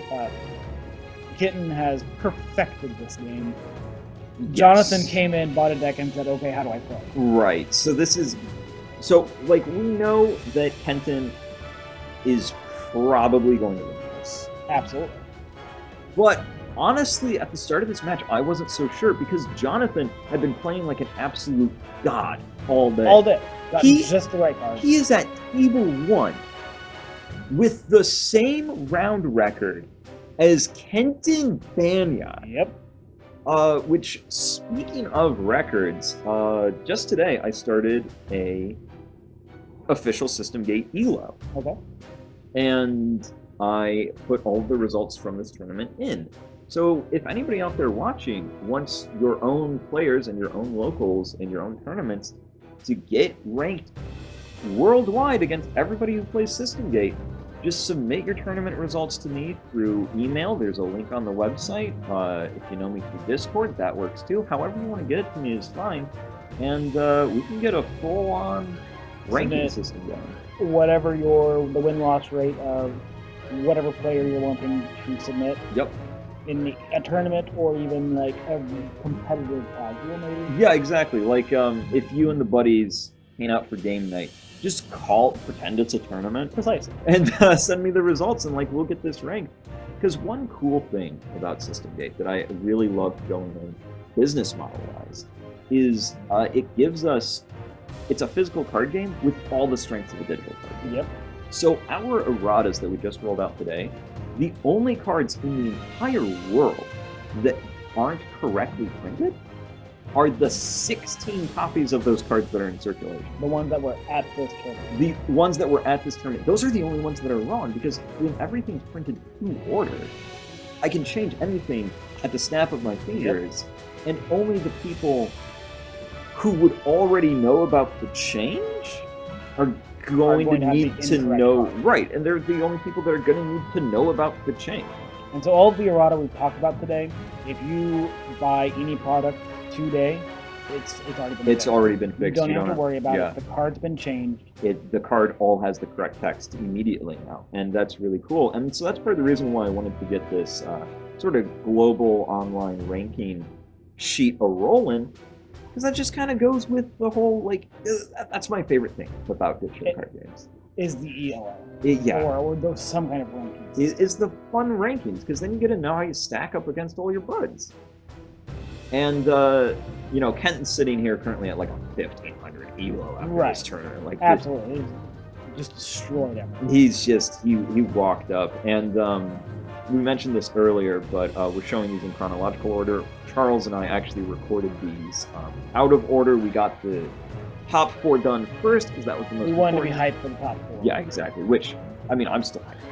I'm super hyped. Even though we know how this is going to turn out, Yeah. I want to see what kind of resistance Jonathan can put up. And I mean, he's already putting up a great resistance. Like, turn 1, we saw that Valak drop. Right. And Jonathan's already back to 2 energy. It's like nothing happened to him. Whereas dropping that Valak against every other player today has just devastated. It's just been a Jonathan just doesn't care. He goes, no, I'll keep the energy. Thanks. Yeah. No, he's like, energy? Psh, I got that. I'm not worried about it. And then over here, he's just got Nord on board and he's rocking it. I think that may have been what helped him climb the ladder so well, is having that base starter deck, which doesn't really require as much energy as any other Venus decks. Yes. The thing about the base starter deck is that in of itself, it's not super good and doesn't really have a consistent vision. Right. But it's got a little bit of everything, so no matter what build you want to shift it to, it's a really good starting point. So if you want to go into a size 3 big boy build, you can do that. You can do that. If you want to go into a finale spam aggro build, you can do that. If you want to take it more, nullify focused, I'm going to grind the game down, I'm going to grind down the resources, that's totally an option too. At the moment, I think Venus is the only one that can do all strategies well. Yes. Of course, they can't do any of those strategies excellently other than this finale combo. Yes. Which, I mean, that's the whole design focus of Venus. Venus is meant to be the jack of all trades, master of none. Right. That's what the planet's all about, and it excels at that. So you can do whatever you want with Venus, and that's part of what makes it such a good place to start. That's why we've had it as one of the first trial decks. Because, and I mean, the same thing goes for Alpha, effectively. Right. Alpha's meant to be a sort of jumping off point, a toolbox that you can do a lot of things with, and whereas Venus leans on the aggressive end, Alpha leans on the defensive end. Yep. And so that's why we went with those as the 2 trial decks. And then the more complicated, more intense combo-focused things of Chess, Neptune, and Uranus, we left that in the expansion for people who have gotten their feet wet and are a bit more experienced. Who are feeling a little more up to the Wombo combo that you get with Uranus. You're welcome. God, it gets, like, you'd think I'd be used to it now. You'd think it wouldn't do, but then sometimes you hit me, man. You hit me with it. You hit me with the funny, and I can't help it. I come out of nowhere with Uranus. See, it doesn't work when I'm expecting it. See, there you go. It doesn't work when I'm expecting it, but when I'm not expecting it, when we're just talking normally, sometimes I'm just like, it's funny because it means butthole. Oh, is that what it means? Yes. Oh. Right? Hey, look, it's Dan. Oh, it's Dan. Okay, so this... Alright, hot take. I just think Kenton misplayed. By playing Dan? Not by playing Dan, but by putting Dan on the side. Because now all Mr. Armstrong has to do is ignore Dan. I've never seen Dan on the side, and I don't know why it's there. Doc's supposed to be destroyed at end of turn. Man, if only there was a judge to come and point that out. Yeah, I know, yeah. Well, here's the thing. I was busy. I believe during supposed this match, to be doing my job. I was getting slapped around by Heater at this moment. No, you're actually getting slapped around by the one Neptune deck that showed up. Oh, no, I destroyed that deck. You destroyed that deck? I took that that's part. unfortunate. I went 2-1. Oof. Well, I mean, y'all still lost once. I lost once. That's only because decks don't have my favorite. No, that's a good point. Neptune, the one Neptune that came was... It was a borrowed deck. Was built phenomenally. Yep.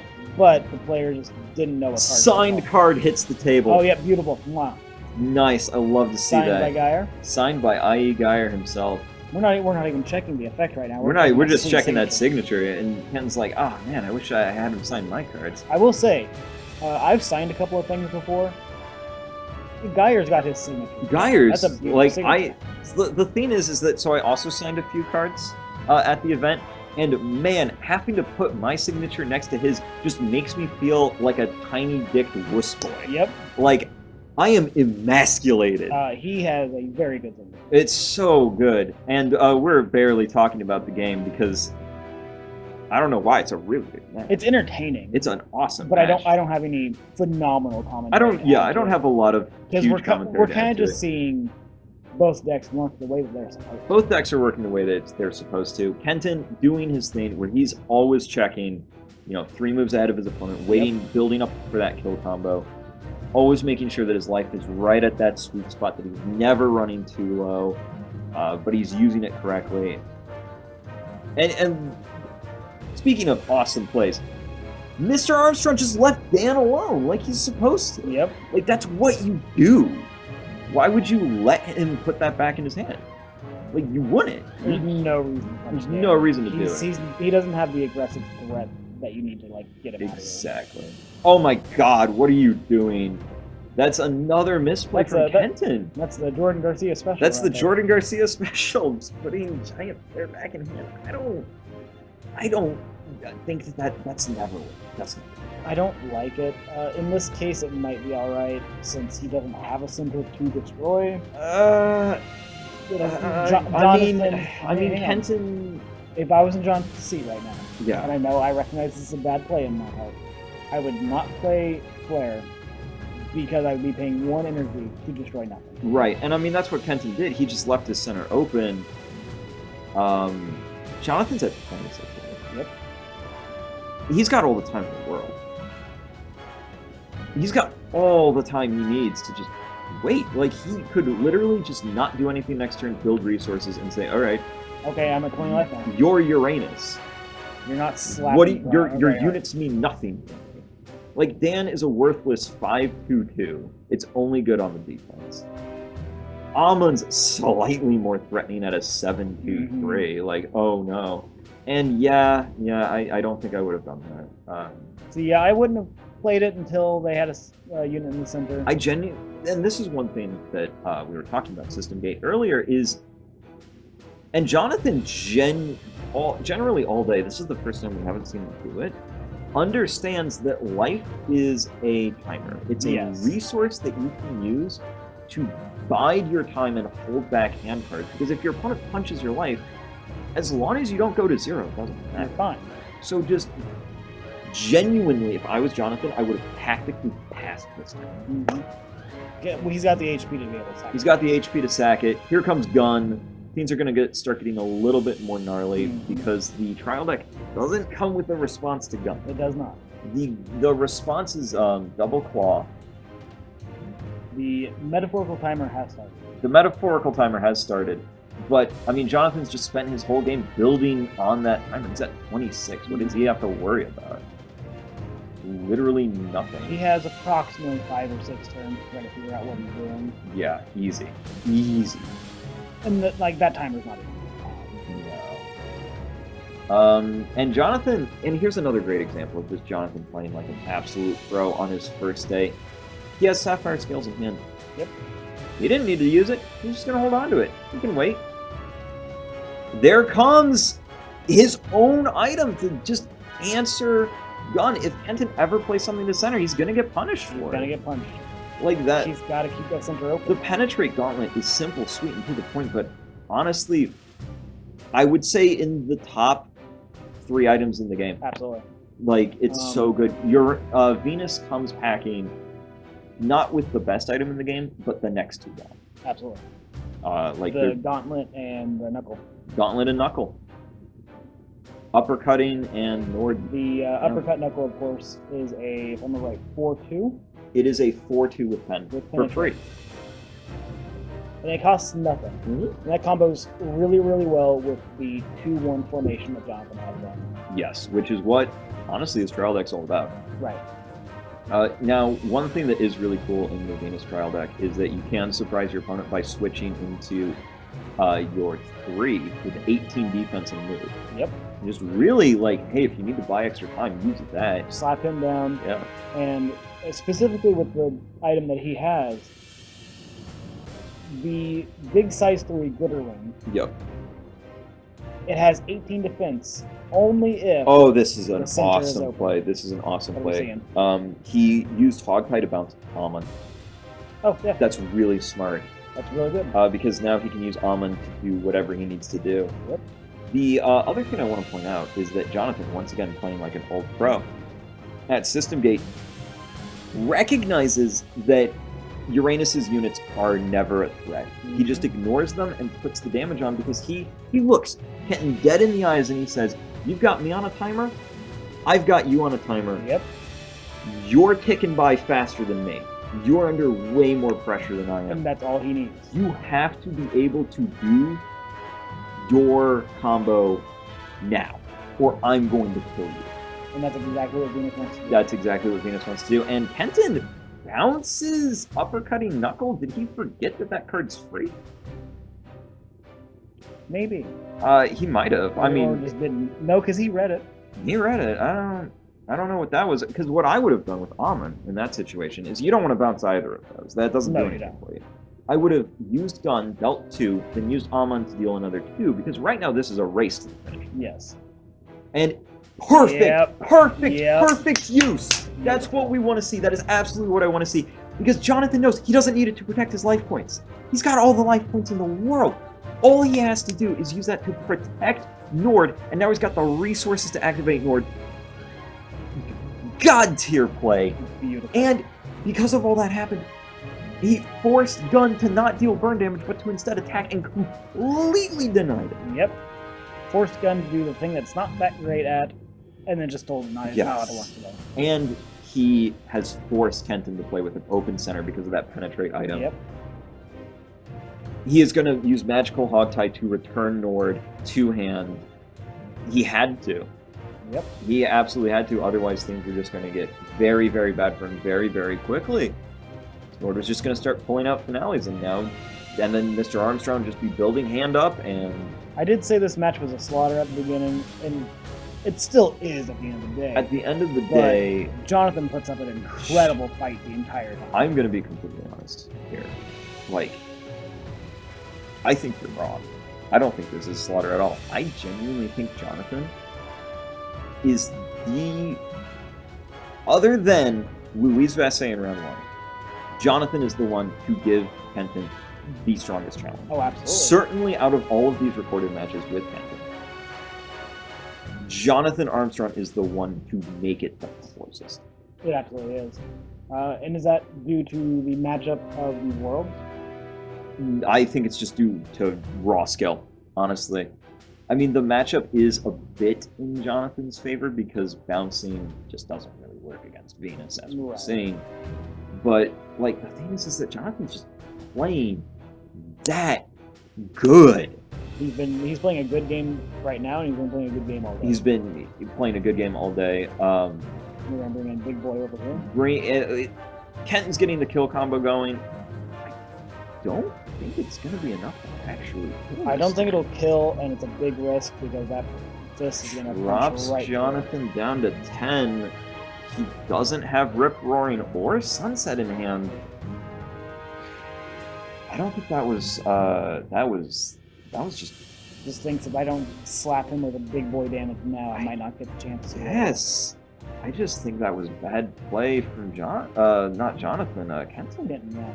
And now, by the way, putting Nord in center here, good point. Yeah. Because you use Nord to smack through center, and then you transform Nord into your finale, summon finale over there. It's another 5 damage in.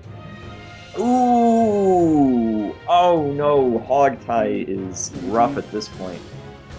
And even with the new errata for Hogtie down to 1, it still would have been able to do all these things this turn, which is fine. Because Hogtie, at the end of the day, is a 1-for-1 temporarily. It's not like Jonathan lost that card; he still has it, and it's going to show up. He can play an extra. Oh no. Yeah. But this is lethal, unfortunately. Yeah. He did have lethal. That Hogtie did win him the game, ultimately. And limiting it to once per turn is not going to win.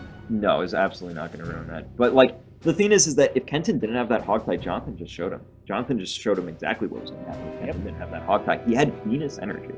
And his finale. Oh my god, I was completely wrong. I know exactly what Jonathan was going to do. He was going to summon the finale to the center. bring Finale to the center. It has Soul Guard, so let when Big Boy smack it. Yeah, it has Soul Guard. So when Kenton tries to bounce it, he just Soul Guards it. Yep. And then when he swings in, Revenge! Yep. Wipe! Revenge, Oh blow it my up. god, that's brutal! Oh, Jonathan knew exactly what he was doing, and then just had the answer. Precisely. Kitten had an idea. Jonathan knew what he was doing to counteract it, Yep. and unfortunately was able to outplay him. Yep, and not even necessarily outplay him. He just got lucky and had the right card in the hand at the right time. Yep. And hey, that's card games. It'd be like that sometimes. And that's why we play in best 2 out of 3. That's most card games. Yeah, that's most card games. There's a few. I can think of one card game that has no luck. I can think of 2 card games that have no luck. I can think of one card game in general. I can think of 0 card games in general. Maybe I shouldn't be admitting that on camera as the card game. What's a card game? What's a card game? I don't know. Let's find out in Game 2. Hollywood celebrities.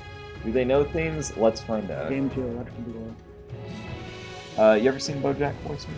I don't watch anything. You don't watch anything? I don't watch anything besides Lord of the Rings and Godzilla. Hollywood stars and celebrities. What do they know? Do they know anything? Let's find out. Is a BoJack Horseman reference? I'm sure one people in my audience got that. Devon will get it. Devon's that one guy. Have we mentioned that Devon and I are just the same person? Genuinely the same guy. We just, what happens is we actually have super speed, and so when we're in the same room together, we're just running so fast that it looks like we're 2 people. Well, that opening play. Could there be a better opening play for Venus? It's solid. I don't think so. And once again, he's using Cold Core as bait. And then speaking of great opening plays, Kenton mulligan for that Dan. You gotta have that Dan. And he got it because he knew he was going second. He knew that 5 damage was coming out. How do you answer it? Dan. If you don't get a turn 1 Dan, you are going to be hurting really bad to get that turn 1. Exactly. You're going to be in a bad time against Venus. If you don't open with Dan right out of the gate, bad time. You got the gun. You got the gun. Here it goes. He's got every. Oh my god, that opening hand for Jonathan was good, but Kenton's opening hand was just even better. His skill lies in knowing exactly what to do. Yes. Kenton, because Kenton's, again, he's playing the last turn before the game even starts. Yep. He's already there. And it's super, super awesome to watch because we are effectively watching a time traveler. Yep. And it's super cool. You're watching the Doctor play a card game. Yeah, 100%. And he just plays Gusian. Gusian wants to turn himself sideways, but not at this point. We're going to wait for that. Calm down, bud. Calm down. He's getting a little excited, though. And Jonathan's still using the crappy paper playmat because, once again, Mr. Armstrong here. First day ever playing System Day. I did love that. We had these playmats available for new players to learn how to play. Yep, during the How to Play event. And when the tournament started, Raiden picked them both up, very loudly proclaimed, "I am moving these away from the camera so they're not on camera and they're not used in the tournament because they look terrible." And everyone just ignored me. I would happily call out both Jonathan Armstrong and Jordan Garcia. Yeah. Both picked one up, moved them to this table, and went, "Okay, I like these. Let's use them." And I'm like, "Oh, thanks, guys." Jordan, no excuse. I think he just wanted to have a playmat. I think he did. I think he just felt bad for not having a playmat. I think he just wanted the playmat. Jonathan, though. Yeah, absolutely. No please idea what use he's it. doing. Please use it. He doesn't like, the thing is that Jonathan doesn't know what he's doing, and he doesn't need to. He shouldn't be expected to. This is his first day, and he's at the dragon table in round 3. He earned his spot here. Absolutely. It's so cool. If I can sell your game some more for you. Oh, absolutely. I think Jonathan ranking so high goes a lot to show how well balanced this game is, especially with just a regular starter deck, which I think just kind of has the spirit of the Buddy Fight starter decks being relatively Oh, yeah, definitely. Which I think is something you're going for having a balanced deck that is both able to transform into any kind of style deck that you want, but it's also able to do good on. I think the thing that I'm most proud of in the launch lineup, which is the starter decks for Venus and Alpha, and then expansion 1 is the starter decks. I wouldn't change a thing. I agree. When I got my starter deck, I pulled Cold Core out immediately because I didn't like him. But looking at him at the tournament, he's got good stats.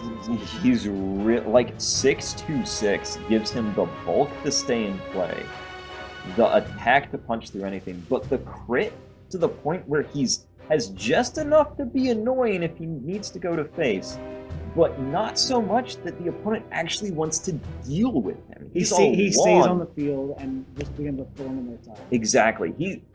You're gonna watch this Cold Core sit on the board the entire game. How funny would it be if it got bounced in the game? Why would he bounce it? Why would you? But why would he bounce it when it's free to play? If he bounces it, he's just hurting himself. Oh, yeah. I love it like I slap that.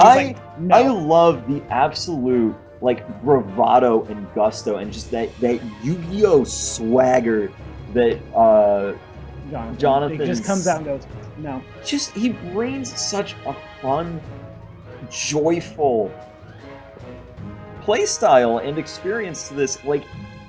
He absolutely brightened up this entire tournament. Absolutely. It was so fun to have him here because he did have that showmanship of slap out these skills. Oh, yeah. And when a card gets discarded, he does a nice little flash for it. It's so... But at no point was he ever cocky. He was never cocky. He was humble the whole time. There was no Kaiba this entire game. No. Okay, there was one Kaiba. There was one, and we all know who it is, and her name starts with L and ends with, "Oh, please stop hurting me."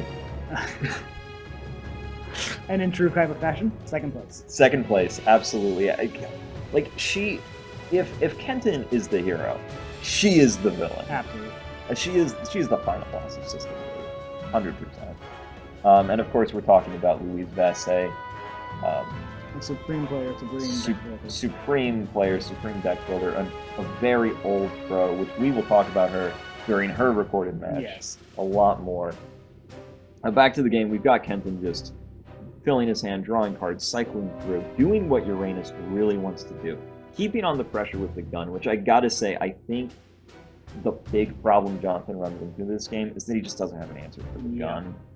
As a Venus player, from my eyes, it looks like Venus is at a huge advantage. Jonathan looks to have a much better advantage. Yep. But Kenton's got all the cards he wants. Kenton's got all the cards he wants. Like right now, Kenton's got the hand advantage. Kenton's just waiting to pull off the kill combo. He's biding his time, waiting to nuke Jonathan. But watching this game, Jonathan definitely looks like he's in control. And to a certain extent, he is. But unfortunately for Jonathan, Kenton's already seen the final turn. Yep. And he's going to do it without a doubt. Oh my god, just using the gun to attack, just pistol whipping. Just a classic pistol whip. Yep, and he actually kills Cold Core. That's Cold Core just in case. I like it. I like the play. Force Jonathan to get rid of his hand to refill that field. And then once that hand's gone... And he's only got one already. Do you know what's in his hand? What is that? You're about to see it. Is that a campfire or blessing? It's neither. Jonathan is about to completely... Oh, he might change it. No, he's doing it. He's doing it. So you know how we mentioned that this starter deck is super flexible? Yes. Your boy here brings in, walking in through the door, Glittering Sky Wyvern just busts down the door. Completely destroys it. Completely destroys it. It's here. It's rocking. It's got 18 defense. And it's always going to have 18 defense. Because if Kenton plays anything to the center, that glove's got... Oh, no! Yep, bye. Oh, Magical Hogtie ruining that whole plan. Saw that turn no. He saw it. Ken didn't even know that card was in the deck, but he saw it already. Ken didn't even know that card was coming, but he already knew that card was coming, if you catch what we're saying, because he'd been saving that Hogtie all game. He'd been saving it for that one big threat. He was waiting for it. Jonathan just said, hey, what if I just discard 3 energy for nothing? Thanks. Yeah, it's unfortunate. You hate to see it happen, but sometimes that's how it goes.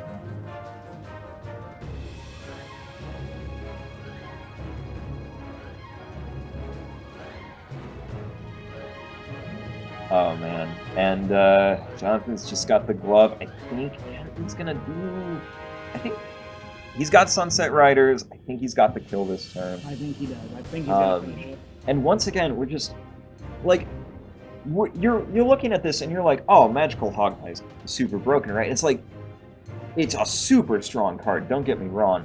But Uranus is supposed to have better spells. It's supposed to be. It's supposed to be super strong. And the other thing is that Kenton's always been saving it, filtering for it, and applying it at exactly the right moments. The reason why Magical Hogtie is looking so powerful is because Kenton is one of the most skilled players at this event. He isn't like a Venus player like myself would just use Hogtie the first opportunity. Right. Which I mean, and a great example is not to pick on Jordan Garcia here, but well, please let's pick on Jordan Garcia was a great example of how not to use Hogtie. Hear me out. What if we Hogtie this one that destroys all my monsters? Exactly. Like, yeah, let's bounce that one. And no, don't do that. Oh no! Why did you destroy my monster when you came back in? Yeah, exactly. It's one of those things where Kenton knew that Magical Hogtie wasn't going to be that good against Venus, except in very, very specific situations, and he's found those situations and capitalized on them.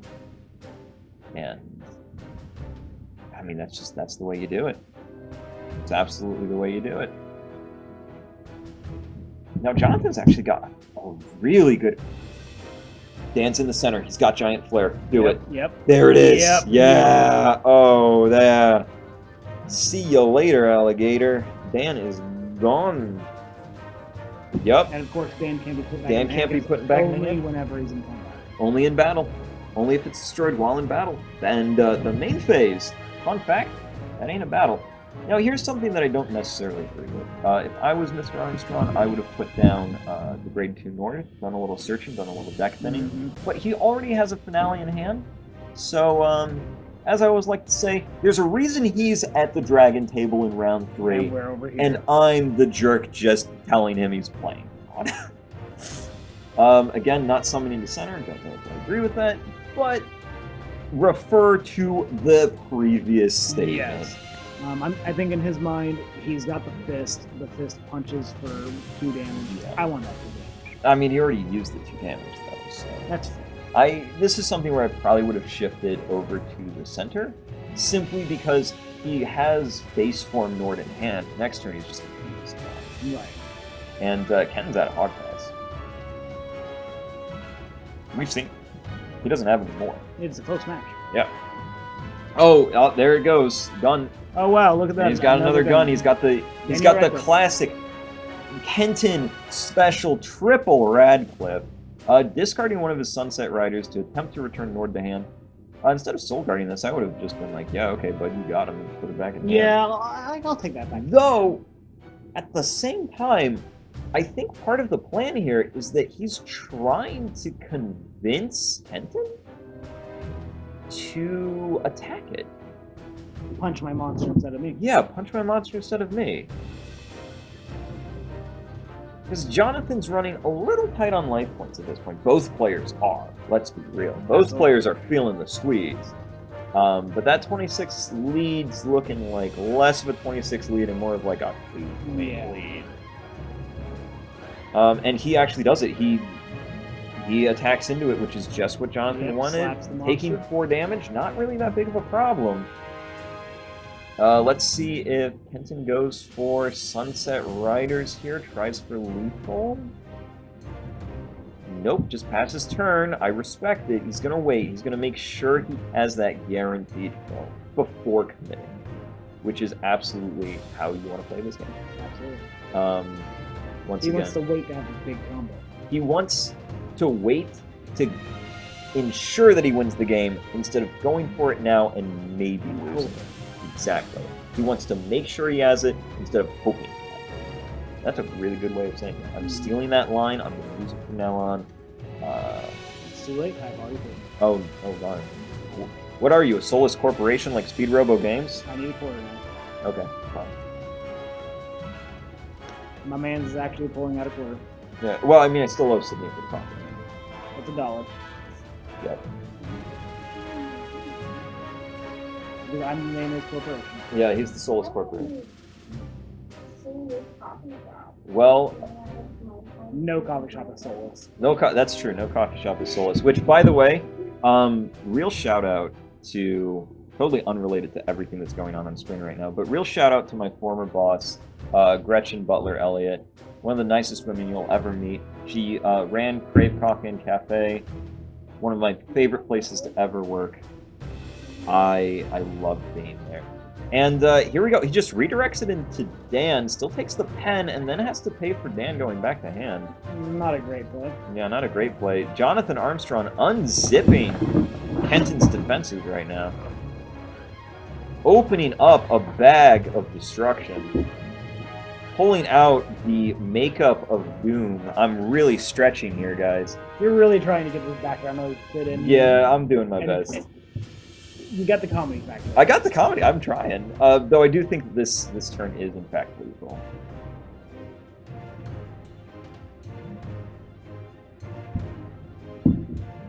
Sydney Harris, would you like to say hi to the folks at home? She says hello. Oh, it's really nice. I like that. Smells like victory. Yeah, it smells like victory for Kenton Banyai right here as he goes into ultimate incantation Sunset Riders, paying the 3 energy, dropping his life points down to 1.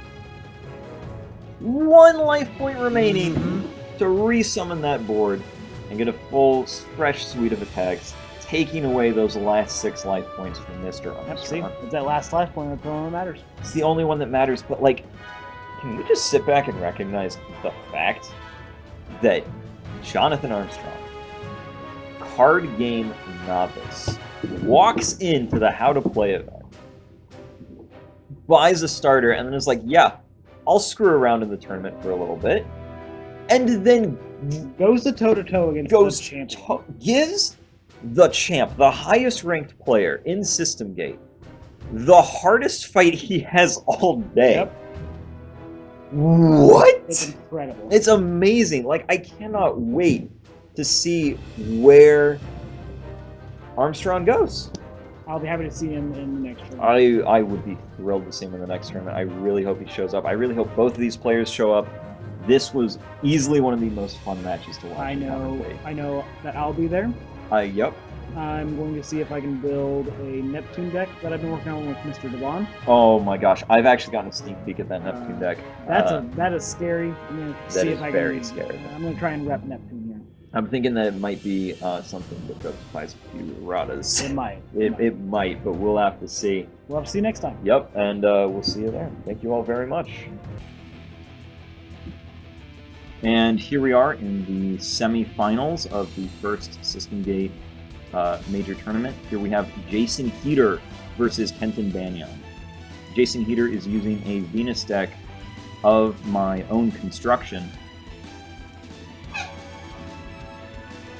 which is very exciting to see. This is a super aggressive Venus deck that's designed to build a lot of energy very, very quickly and attack for a lot of damage very, very fast. Right out of the gate, we can see that Jason Heater is attacking Kenton for 6 critical with Big Brother Wyvern, as you like to call it, Charles, boosted for 1 critical with Nord Knuckle as his item. It's really kind of a signature opening for me. If I do go first, I'd really like to have Big Brother move on to a great start.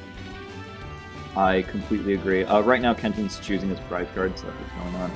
We can talk a little bit more about both of these competitors. Jason Heater has never played System Gate before, but he is familiar with Buddy Fight, which System Gate is effectively based on as a... It started out as a Buddy Fight fan game, and it evolved from there. So he is relatively familiar with a lot of the core mechanics, and that's certainly part of why he's here in the finals today. Kenton has never played Buddy Fight. He is straight from System Gate, but he's very familiar with competitive chess and competitive Yu-Gi-Oh! And he has absolutely been demonstrating those skills and that dominance today. He redirected the attack with Wild Outlaw Dantalion. Dantalion, if she is in your hand, allows you to discard 1 other hand card to summon her and redirect the attack into her. Then if Dantalion dies via battle, you may pay 1 life point to add her back to his hand. After that attack, Jason Heater just passes, and now it is Kenton's turn. Kenton's playing a Uranus deck with a focus on swarming, which is pretty different from how we've seen Uranus get played before. A lot of people tend to focus on burn damage using the gun and Rip-Roaring Rodeo. I've even seen King. I have even seen King be used as Buddy just for that 6 damage. But Kenton's like, no, I want to play it as a size 1 Swarmer. And, I mean, who are we to say that that is wrong, considering he is right here in semifinals today? It's worked out really well for him so far. Absolutely. And that's not saying he doesn't like to use gun. One of Kenton's signature moves is what I like to call the triple Radcliffe, where he will use 3 guns in one turn. A classic. Definitely a classic. And here we can see that swarming in full action. Absolutely. Demon Realm Prospector allowing you to drop a hand card to filter through your deck. And what's been so impressive about Kenton today, like, he is not afraid to just attack with gun. To just use the gun as a regular weapon. Yeah, no, he will just pistol whip your monsters. He does not care. He will absolutely just be like, all right, 5-8 unit. Jason Heater defending with Sapphire Scales.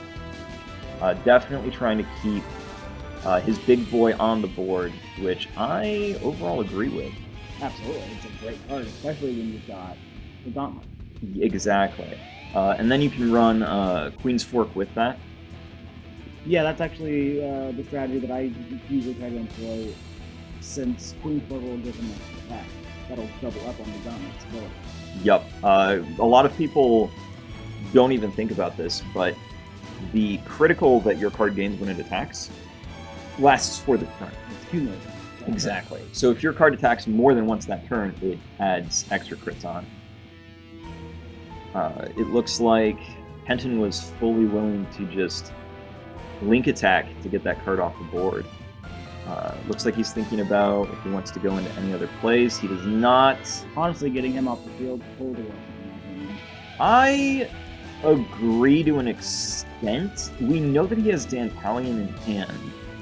So, I don't know. I might have just gone for the damage at Jason Heater and used Dan to block the 6. Right. But that does cost you hand cards. So if Kenton's got his full kill combo in hand, he might not want to expend it. And that's what's been so impressive about watching Kenton play today, is that he's been playing System Gate like it's a game of chess. He is constantly 5 turns ahead of everybody. He's always thinking one step ahead. He has a kill combo, which you will definitely see here today. Clothesline there is a card that I do not expect to see in this deck. It's a little too situational for me, but to see it used in this way, Yes, I completely agree with that. Orion's Clothesline is a super strong card in the right situation. Absolutely. And this is, without a doubt, the situation for it. Oh, he's going straight into a finale. Wow, okay. I'm not sure I would have done that. Magical Hogtie to return the finale unit to hand. I don't agree with that play. I mean, effectively, you're just spending one card to force him to waste that 2 energy. But is that really worth it? I don't think that was worth it. I really don't. He is playing 4D chess. I mean, he is playing 4D chess. There's a reason he's out there, and we're back here. Right. There is a reason for that, but I don't know if that was right. He's going for Frontier Dock, gains him 2 energy, and at the end of the turn, Dock will be destroyed. Yep. Again, Dock's a card that I don't see in a lot of Uranus decks. True. I'm not sure why. It's a great card. It is good. I think people just don't like that the monster is destroyed in the turn. Yep. And he's just gonna take the 6 damage directly on his opponent, and that's going to be turn. We'll have to see what Jason does. It looks like, if I saw that correctly, Jason just drew another copy of his finale, which isn't good, and then he drew Nova Fane Wyvern. If he doesn't have another 2 in his hand, he doesn't. That's a real shame. Yeah. I hate seeing that. I really, really don't like seeing that. Nova Fane Wyvern's great, but you have to have another 2. And this is the kind of situation, right? Heater hasn't taken a lot of damage. Not a whole lot, not I would have just kept Novocaine in hand. Maybe waited a turn to see if you get that size 2 next turn. I would have waited the turn. I genuinely don't think Kenton would be able to build up to a kill on that next turn. It might have. He just charged Sunset Riders? That's impressive. Oh my goodness, that's... Ooh. Wow, okay, he's decided he doesn't... He already has one in hand, that's why. Yeah. He only needs the one. So the kill combo that Kenton generally likes to go for is Livestock Rustler Balam for the 4 crit dual attack. Yep. Followed by Sunset Riders to summon 3 ones and get another 6. There have been so many games where I have seen Kenton go down to 1 life of his own accord. Like, this man plays by the Yu-Gi-Oh! School of life points are monopoly money. To him, it's just another resource. To him, it's just another resource, and he is completely correct. It doesn't matter until you get down to 0. Exactly. The only life point that matters is the last one. And that's part of the reason why I said, in Heater's case, I would have just held on to the Novocaine Wyvern, because the way that you can spend your life points in System Game is by taking damage to conserve hand. Right. You've got plenty of life. You don't have plenty of hand. And, like, this is just another example of you have plenty of life. He uses his Gatemaster Nord to just gain another 4. Is it possible that Novocaine play could have been a holdover from how quick Buddy Fight plays? Almost certainly. Like, in Future Card Buddy Fight, the game goes by so quickly that if you have it, you play it. Then that's just not how it works in System Game. So considering that Mr. Heater here came from a very illustrious Buddy Fight player. Member of the Old Guard. Member of the Old Guard, for sure. And like, this is just a showcase for the difference, right? Kenton is playing System Gate like System Gate, whereas Jason Heater is playing System Gate like Buddy Fight. Doing it very well, mind you. He's doing it great, but like, even there, he didn't spend the 2 energy for Nord Search. True. And he has the energy for it. I would have just cashed that out. Like, granted, he has the impact in hand, but you just cash it out to search your deck for that finale, and you have an extra card in hand to spend next turn. And he's going in for another one! Oh my gosh. A beautiful play. Why didn't he play it to center, though? And he probably wants that extra damage off the fist. I don't think it's good. I would have just put Nord in center. Mm-hmm. Let Nord do its thing, let him protect you. Yep. Venus is a super hyper-aggressive deck, but that fist isn't really dealing enough damage to really matter. Exactly. Especially when you're facing off against a deck that has something to do with monsters. And it's safe. It's almost safe to assume that Kenton Banyai here is going to be able to bounce, and he's going for it. He has the kill combo. He has the 6 energy he needs. He has 5 life points left.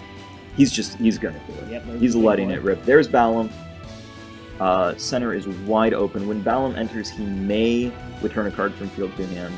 He is gonna just go ahead and return that finale. And like, that's part of the reason why I was saying if you put it in your center, and my phone goes off, which makes this recording seem very unprofessional. Incredible. I know. We're so good at this. And there it is. I mean, he didn't even need Sunset Riders. He could just let that finale rip. What a play. Holy cow. Yeah. I think we're doing a check to make sure We're doing a check to make sure everything's on the level. Yup. And it is. He's got the demon in center. That is game 1 right there. So, Charles, as we go into game 2, we can see that neither of the players wanted to sideboard. They're both feeling confident about their position. It's something I saw a lot of. Not a lot of people were sideboarding. I mean, with 1, maybe 2 people. Yeah. I can't think of very many people who even brought a sideboard. Yeah, very few people did, and I think part of the reason why is that there's 1 expansion set and 2 pre-constructed decks. There just isn't a whole lot out there to change up your strategy. There's not very many options to sideboard, so exactly. It'd be better to build a more universal deck. At this point, I completely agree with that. There are still some situations that would work very well as the side. Whoa, whoa, Whoa, whoa, whoa. Okay, he's going first. Doesn't even play it to center. Whoa. I'm gonna be honest. I have no idea what that play was supposed to be. If that had been a misplay, I I can see no reason. I can see no reason to do any of this. No, just letting Nova Fein rip without getting the skill off. Except maybe since he's got the Sapphire. Maybe that's why you play it to the side. He does have. I would just play it to center because what's going to happen to that card in the center is it's going to get bounced. He's fighting Uranus. They're going to bounce it. Worst case scenario, they punch it and you just take that. Oh no. Right. Yeah, and it's not like your finales are hard to get. Jason Heater is currently running 8 finales. Right. He's going to be fine. I genuinely don't think turn 1 finale was a good thing. Especially since it cost him 2 energy. He only got the 1 attack. I mean, if the only unit in his hand was Nova Fein, I would have just played Nova Fein to center, swung for 2 and I would have held on to that finale. Without a doubt. At least that. Yes. The other finale that Nord has may be better. Right. Definitely if you're going to play it in center. Yeah. You do get the Soul Guard, but again, there's no reason not to play to center. Right. And Kenton's just going ahead and he's filtering through the deck, which is definitely what Uranus does best. He gets all the good parts. It absolutely allows Kenton to find that kill combo, which is super good. And it's not like Venus has a lack of finding its kill combo. Right. It has Celestial Wyvern, Nord. Search your deck for any finale added to hand. It's a beautiful build. It's really, really strong. And that's why I tend to, because I did build this deck for Jason Heater. That's why I tend to just use it as Gate Master. Like, it's a solid 4 of, and having that 4 life gift as your Gate Master allows you to play more aggressively. Yep. Because you know that you've just got that bounce back. And there we go, finally, Nova Fein activating for the first time. 1 energy and 1 card in hand. Ooh, oh my goodness. He's playing Blessings of the Stars to gain another 3 energy. He's got all the energy he's going to need for this attack. He is set up on that. All he needs is... If I saw correctly, he has 2 finales. I think he actually has 4 finales. Oh, it's going to be gross. I think he's holding 4 finales. This is going to be vile. If it works correctly. If it works correctly. Now, if I did see... I do think that's Wild Outlaw Dantalion in hand. So Kenton can sack a bunch of hand if he needs to block these. And there it goes. Wild Outlaw. I can see him doing it 1 or 2 times, but I don't think he'll do it with every single attack. Yeah, I don't know if I would either. But again, to him, exactly. You can take a bunch of damage. But I mean, when they're swinging for 5, I'll trade the 1 hand card and the 1 life. For sure. And now, so like, here's another instance, right? Where Orion's Clothesline is an awesome card. Because Dan can't go back to hand if she's hit with Effect Destruction. Right. So, if Heater had Orion's Clothesline in hand, regrettably he didn't, when he plays Dan to the side like that, because he has to avoid the penetrate. Right. You just hit it with Clothesline, and then she's gone forever, and all of these swings with his finales are completely free. But now at this point, Kenton can just defend these with Dan. Like, right. North Star Hammer. He did just take the damage from North Star Hammer. He could have redirected it with Dan. Like, North Star Hammer can't be fizzled. It can't be fizzled, but it can be. It can be redirected, or it can be returned to hand. Again, I don't think that was correct, because what Jason Heater can do right now is spend 2 and that Nova Fein. Just play it again. Just do it again. Which he's going to. Yep. No reason not to. I mean, that Magical Hogtie literally did not do anything. However, Magical Hogtie is one of the cards we did errata after this tournament. It is. Because we errated it to once per turn. Being able to do it more than once per turn just allowed Uranus to be a little bit too defensive. And speaking of Uranus's defense, we've been talking about how during this event, Dan only cost 1 life point to return to hand. Yes. Wild Outlaw Dantalion has been errated to costing 2 life. But even so, that genuinely would not have changed the outcome of the match you're watching here today. Precisely. It would have made some choices a little bit more costly, but ultimately would not have. I agree. But it is one of those things where Kenton Banyai himself actually contacted me and asked for Wild Outlaw Dantalion to get nerfed. And since System Gate has always been and always will be a game by players for players, whatever you guys want to see, I'm down to do it. Without a doubt. So when, the current top player on our ELO is like, hey, I'd like my own card. My own card is too strong. I'd like I need it nerfed. Yeah, exactly. When he's like, I'd like my own card to be nerfed, and I'm like, okay, what if we nerf the 2 life? And he's like, yeah, that's good. They'll fix it. We're gonna do that. And here he goes. He's filtering through the deck. He finds Southern Belle Gremory, so the next time he discards, he can gain life and energy for it. Speaking of gaining energy, here comes Frontier Dock, the classic swarm strategy.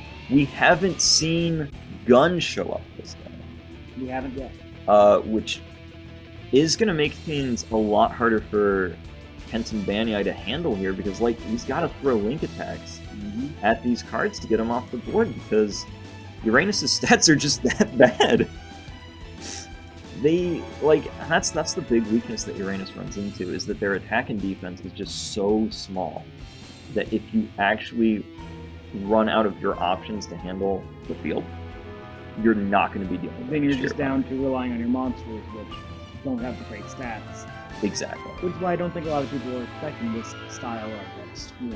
Yes, I certainly wasn't. This was a complete surprise deck for me. And here comes Double Claw Wyvern. I do like what Jason Heater did. In case you didn't notice, he held back Double Claw Wyvern, waiting to see if he saw the gun show. Yep. Because Double Claw Wyvern allows you to destroy items. If it's tapped instead of attacking, it can destroy an item.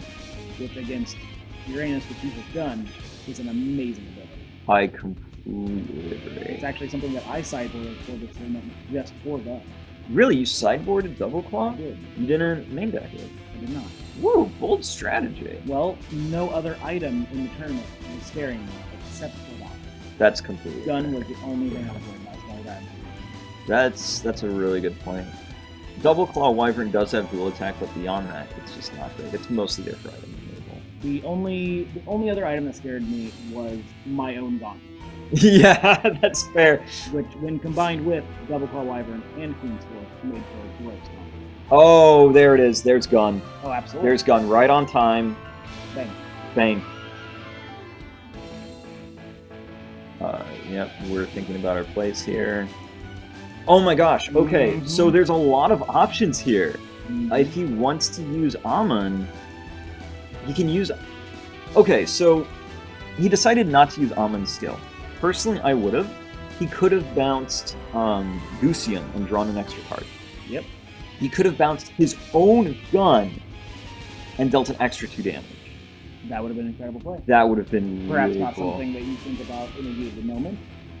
But there's, what makes Demon Prince Amon so cool is that there are so many options. Because you can either bounce your opponent's monsters and open up their center if you want. Yep. Or bounce your own items which all have super cool effects to make you play them. Exactly. There's just so much. And, I think that's part of the reason why so many people are drawn to Uranus, is that there's so many things it can do right out of the gate. There we go. There it is. Orion's Clothesline. Yep. He opens up the center, and then he hits Amon with Clothesline. Kenton is now in a bit of trouble here. That completely defeats the Swarm Strat. Yeah, Swarm Strat's done. All he's got in hand is Wild Outlaw Dantalion and Discard Fodder. And so he has his Gatemaster in hand. He's actually summoning Gatemaster, but not using the Gatemaster skill. Oh my god! Oh my god, are you seeing what's happening right now? That is very interesting. He has decided to completely forego defense. Defense, I don't need it. I'm just gonna hit the opponent. He did. Okay, so when you summon your Gatemaster, you don't have to make it a Gatemaster summon. Now, he chose not to do it because Valak's Gatemaster gift is energy -2, and his opponent doesn't have any energy, so he just skipped it. But he summoned it anyway, just to get the Because attack. he needs that extra damage. What a madman! It's not the play I would have made, but I'm not sitting in that chair. Exactly. I'm not sitting in that chair. I'm not either. Oh my god, did you see that Dragon's Campfire? That was the At just the right time. Come on. perfect time. He's completely reloaded. He's got blessings. He's got a finale, and he has got another unit. Kenton has no cards in hand. He can just go to town. There's absolutely nothing to stop Jason Heater from just opening up a can all over Kenton. Nothing can stop him, except for maybe Jason Heater's life point total and that burn damage. That's it. That's the only problem he's about to run into. We might not get the kill combo from Kenton, but the burn damage alone might scoop him by. I think it's going to be just enough. And here we go. Summon to center. With the right place you want it to be. Exactly where it needs to be. He's got options. He can deal the damage to Kenton, or he can take out Valak. He takes out Valak, so I agree with that. Because Valak has 6 power, and the defense of Star Striker is 6. And Kenton just top decks. Oh wow, no, that's super unfortunate. Kenton just top decked Yeehaw, which he immediately cashed out to draw another 2 cards. Yep. And he gets Sunset Riders. That's rough. It's you hate to see it. Yep, that's really unfortunate. It was looking like Jason Heater could come back with that top deck of Campfire, but Kenton just answers that with his own top deck of his own draw card. Oh, that's unfortunate. And he's checking drop. He knows. He knows what's in there. He knows what's in there. He knows that this he can do for game, but he wants to make sure, which I always respect. Always double check. Always double check. The only problem that he might run into right now is that getting through Nord before he goes into Sunset Riders is going to be basically impossible. But there is an easy answer to Nord. Oh, he just attacks with both Gun and Southern Belle into it, and then now what he does, if I was him, Sunset Riders, green out Demon Prince Amon, activate it to bounce Nord, swing for damage. Yep. That's straight up what's going to happen here. You know what I just realized? If Jason Heater went for the damage off of Nord Star Striker, Kenton wouldn't have the life points to pay for Sunset Riders. True. That's very unfortunate. Oh, man. Perhaps a little bit more time studying people's strats would have given him that knowledge. Exactly. What we're looking at is the wait a minute, Kenton passed turn? Why? That's incredible. Jason Heater draws another Dragon's Campfire. Oh my goodness. This could be the complete turnaround. It looks like a Blessing of the Stars in his hand, not going to help him. Dragon's Campfire, not really going to be that big. He already used 1 this turn. And Double Claw Wyvern? He decides to go for the Blessing anyway. What I would do is Blessing, Double Claw, take out the Gun? Yeah, that seems to be the best way. I think that's what I would do. Right now, the biggest player as far as he knows. No, he's just attacking into... also, Jason Heater did not pay the energy for Double Claw. Whoops. But Kenton doesn't call him on it. Yeah, it's only a rule if you're caught.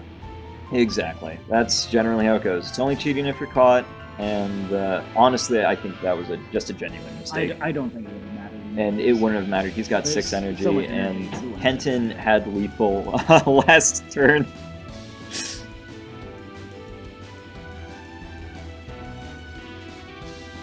Oh man, come on, Kenton. You have lethal, you know it. Stop playing with your food. Just put this man out of his misery. Just like Jason Heater got his draw spell for a 2nd time in a row, Kenton has got another Yeehaw. And there you go. They're just both drawing cards up. Oh, there it is. That'll do just as well. It's incredible. They both have drawn all the cards they need this game. They both really did. What this match came down to, genuinely, one player was playing Buddy Fight, the other was playing System Fight. And this is a great example of how playing System Fight as if it were Buddy Fight, it just doesn't work. Yeah, there's just times where that doesn't work. A really, really great showing from both competitors. I think they both did really well. And another thing to point out that's really impressive is Kenton has been playing a lot of System Gate recently. Right. This is Jason Heater's first time with System Gate. Right, he showed up and learned how to play. He showed up and learned how to play today, and he makes it to semifinals. That's fantastic. Making the top 4 just on buddy fight knowledge alone. It really is. It just goes to show how good Jason Heater really is. And coming up next, we have Grand Finals. Don't go anywhere. And here we are in Grand Finals. We have Louise Vassay versus Kenton Banner. You know, that cut actually reminded me when I play casuals with our friend Devon. Yes, very good friend. Most times I will offer him a putter tap just out of habit. Right. It's a polite thing to do. One time, he cut my deck and then didn't even offer a putter tap. That Just is incredible. The most that is easily the most powerful big dick swagger move I have ever heard of. And he won that match. As he should. Like, if oh my god, that's so. Of course, so I wish he nasty. could have been here today, but I do as well. he was previously engaged. Yep. Our good friend Devon could not make it out to this tournament. But speaking of Devon, he is genuinely one of the best deck builders in card game history. Like, the man is insane at what he does, and one of his decks was here at this tournament today. Hopefully we will have had the time to show that off to you and commentate the match where that deck took place in. But for now, we got to focus on the Grand Finals. Louise Vassay is not only my mom, she is the final boss of System Gate. She is known as the Destroyer of Planets, goes by Tournament Mom. She's been playing card games competitively since 1993. Day one Magic the Gathering comes out, she's playing it. There is no one, literally no one, in human history with a more extensive competitive card game record than her. She may not be my mom, but sometimes I wish she were. That, I think, is the highest praise she could ever be given. She has an incredible card game pedigree and history, and she brings so much honorifics with her. Absolutely. Whereas Kenton, more of an underdog, but such a beautifully trained mind. Absolutely. Because Kenton, his records aren't in the world of CCGs. They're in the world of chess. But it just goes to show how those skills can really translate. We have two absolute juggernauts on the field. Kenton going first, opening with gun. Best possible opening you could have for Uranus. Genuinely. An amazing opening. The earlier you get it out, the more turns you have to accumulate that land. Exactly. And get them in kill range. Yep. And he's using Prospector to discard one, draw one, activating Southern Belle, gain that energy, gain that life. He is building up as big of a lead as he possibly can. Now, what's interesting is that some of you may know, but Louise is known for playing Uranus as well. Yeah, early in System Gate's history, I thought she would be playing something else, but I'm not surprised once I got to this tournament to find out that she was playing Alpha. Me neither, partially because I'm her training partner, but fair enough. Also because she has gone on record saying that Dragon Space Carrier Alt Maha is the most powerful unit in the game. It is. And she's right. It absolutely is. Like, Alt Maha is a complete juggernaut, but the trick is, you gotta summon it first. You gotta get on the field, and it's really difficult to get on the field without 5 innings.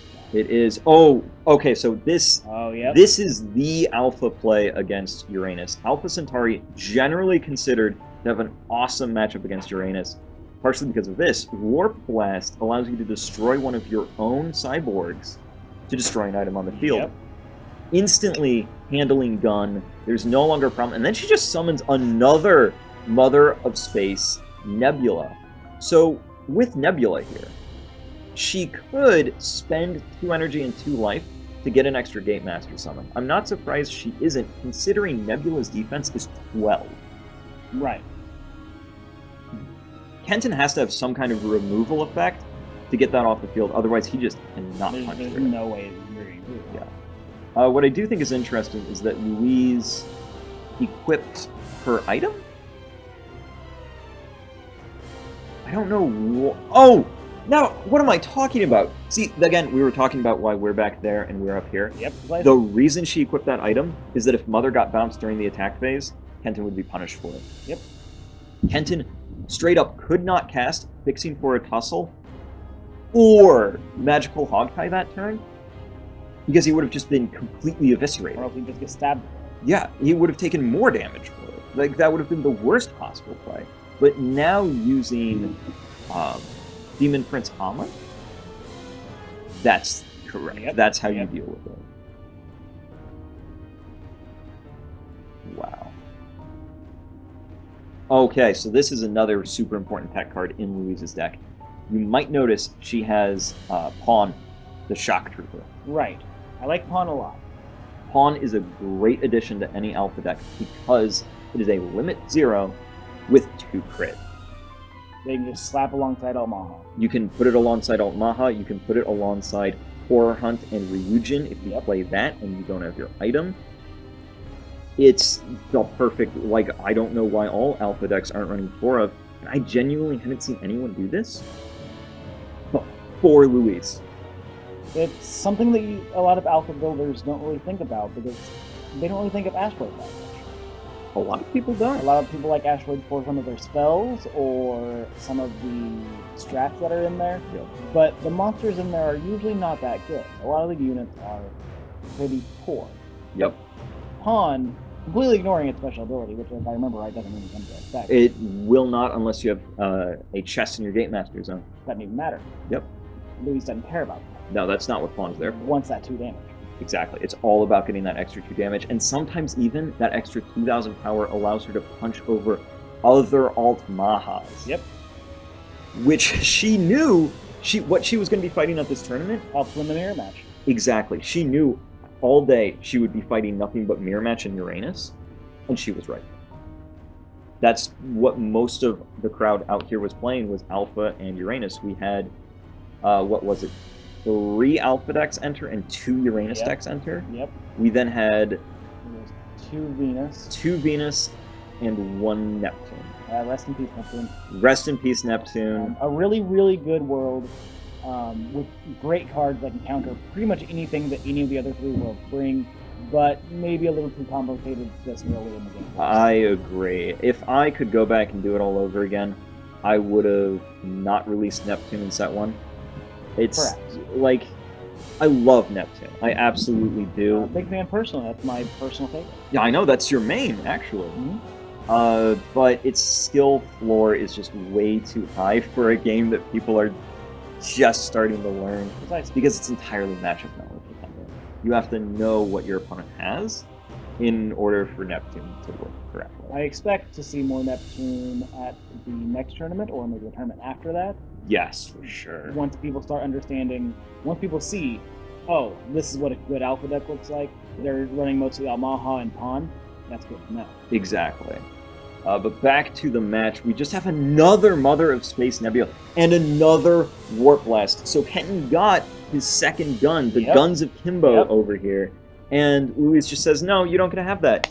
That's not for you. She knows how scary that gun can be. She immediately removes it. Especially for a deck like hers. Absolutely. And I love how she held on to 2 Warp Blasts. Most people would have energized the second Warp Blast, but she knew she was going to need it. She knew that second gun was coming.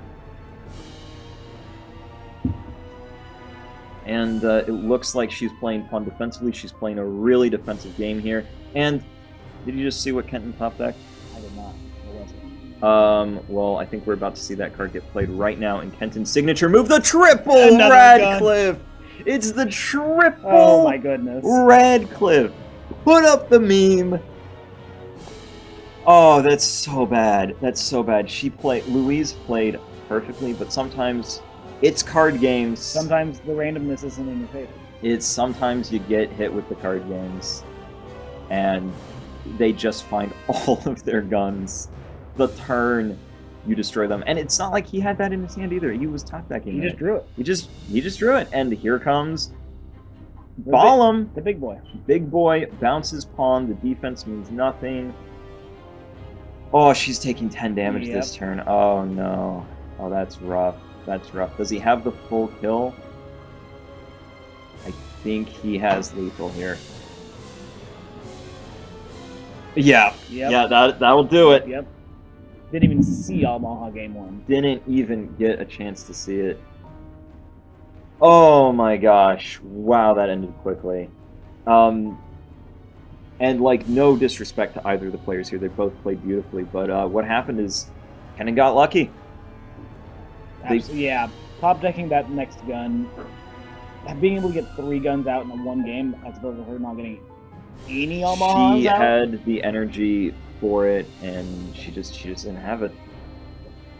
Sometimes that's just the way it works. You get hit with a 20 card game situation, and cards don't line up in your favor, but that's why we play best 2 out of 3. And, ooh, it does look like Louise is considering sideboarding. Now, what she's going to want to do here is that Alt Maha itself is actually very weak against your aims. Because you have that response time before its skill activates to return to the hand. Yep. So the... Oh, she chooses not to sideboard. That might hurt her. What I was going to say is the actual play is... So she had Tamagir Musket, which gives Penetrate in her sideboard. Sideboard out all 4 Alt Mahas, put in Musket instead, and then focus on a 2-1 item formation. Yep. Use Twin Star Flare Maximilian and Mother of Space Nebula as your sideboard dragons. Load their souls up with a couple useful Tamagirs. Play a Querbus or Musket or Gatling off to the side for an extra attack. Equip your Beam Blade and go to town. And say, my numbers are bigger than yours. What are you going to do about it? Oh man, I think that this is probably going to cost her the match. Kenton knows how to handle Alt Maha. Knows how to dismantle that deck. Yeah. And speaking of not offering a cut, oh, Louise. Gross. That's brutal. There is pure disrespect in Louise's actions here today. They don't call her the final boss of System Gate for nothing. The destroyer of planets. I was watching her most of this tournament, and she brings disrespect to every game she plays. Oh, yeah. She brings pure disrespect and pure noises of a freezer opening just to show how cold-hearted Louise is. Thank you for the lovely sound effects. I appreciate that. Like how I worked that background noise in there. Beautiful. Thank you. I'm sorry, I just want a coffee. Oh, dude. Hey, if you're making coffee, hit me up. I'll buy one. What are you making? Yeah. 2 for the table, please. Well, yeah, we'll put in some coffee orders while we're waiting for these guys to set up. We'll just act like this is live, even though it's not. And we're beginning with play. This is smart. So Louise chooses to take the first move, which I completely agree with. This allows her to set up her Cyborg Dragons, get her defense going, and just see if Kenton's got the response for it. She has Pawn, Cargo Haul, looks like Alpha Barrier in hand, a Querbus, and Metal Storm. She has Alt Maha. It's just a matter of getting it out. She basically has to get it out this turn. Mm-hmm. Otherwise, Kenton's just gonna find his answers for it, and he's just gonna wait. And Ooh, I don't agree with anything that happened there. That was strong. She plays a Querbus for the 3 damage, but she plays it to the right. I wonder why. I don't know. I can't think of a good reason. It legitimately. But again, they're out there. We're back here. I don't know why. If you know why, drop a comment. And while you're down there commenting, make sure you like and subscribe to stay notified when we post more System Gate information, because this is not going to be the last tournament. No. Without a doubt. We had such an amazing turnout. And thanks to Charles being the sponsor and producer for this event, the next 5 tournaments are already paid for. Like, they are set up. I am more than happy to help. And if you want to host any tournaments with your own tournament kits at home, Go check out the Speedrobo Games store on MakePlayingCards.com. We have tournament kits on there for around $25, and this is just something that is nice for the players. Speedrobo Games literally makes 10 cents on every sale of the tournament kits. So, like, it's just, hey, do you guys want shiny cards? Here's shiny cards. They're not even for us. They're for the players at your tournament. Exactly. They're straight up for the people who show up. And, oh my goodness, why are we using Demon Prince of Mana? We discarded the bounce Doc? Not Gun. I think both of these players are getting tired. It's late in the day, it's the last match. I'm seeing some of these weird moves from everybody at the table here. Is Doc once per turn? Doc isn't once per turn. He doesn't even play Doc. Could have played Doc again. Could have played Doc again. I guess he just wants Doc to not be destroyed. Louise just isn't even going to take any damage from that. She's just going to get her 5 energy. Just says, give me some energy. Yeah. I want to get my Almaha out. And if Kenton doesn't have Hogtie in hand, that's it. There's nothing. He'll just have to wait for a top deck. That'll be game, honestly. Like, if Kenton cannot respond to this Alt Maha, I think Louise just takes this game. Here it comes. Like, she's going to play it. Any second now. Oh, come on, Louise. You don't know that. No, she wants to play a Tamagear to field first to build up soul, obviously. Right. Plays Cargo Hall. Yep. Alt Maha. Yep. There it is. Does he have the response? He does. Magical Hogtie, and then that's just why you don't go with the Alt Maha strategy against Uranus. So you just end up losing that 5 energy for nothing. She just spent 5 energy, and he was basically able to go plus 1.5 off of his Hogtie. Yep. And and the reason why I'm saying you play the Twin Star Maximilian build against Uranus is because if they bounce Max, you say, "Thanks, dummy. I'm going to blow up more of your board." I'll just play him again. Exactly. No. And if you've got the energy economy in your deck to play Alt Maha, you've got the energy economy to play Maximilian Twice. 3 times per turn. Oh, thank you. Is this one for you or for? Oh, thank you. Thank you, Lucas. Oh, that's fantastic. That's exactly what I needed.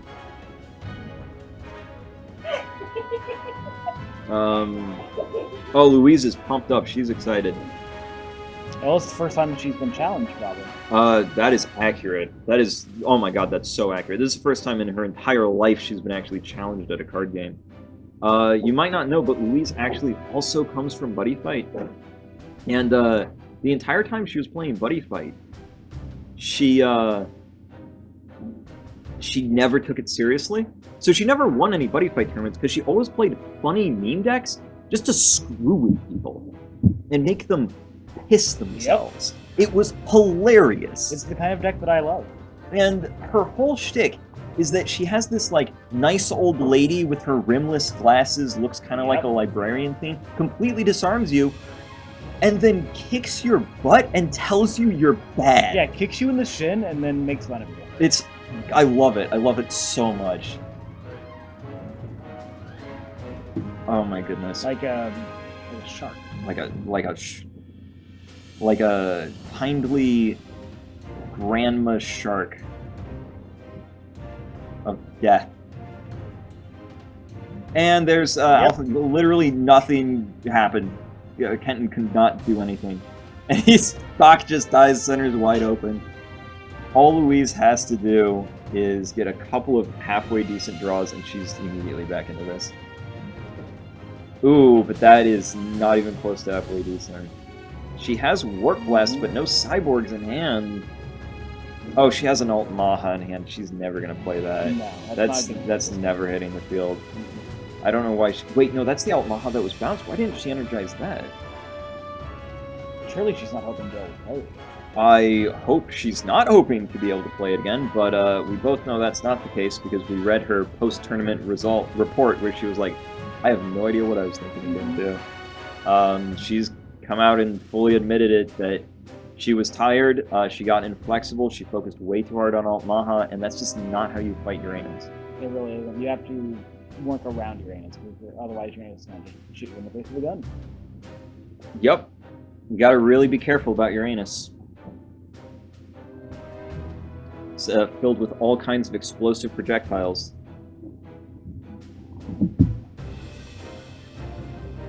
Oh my goodness.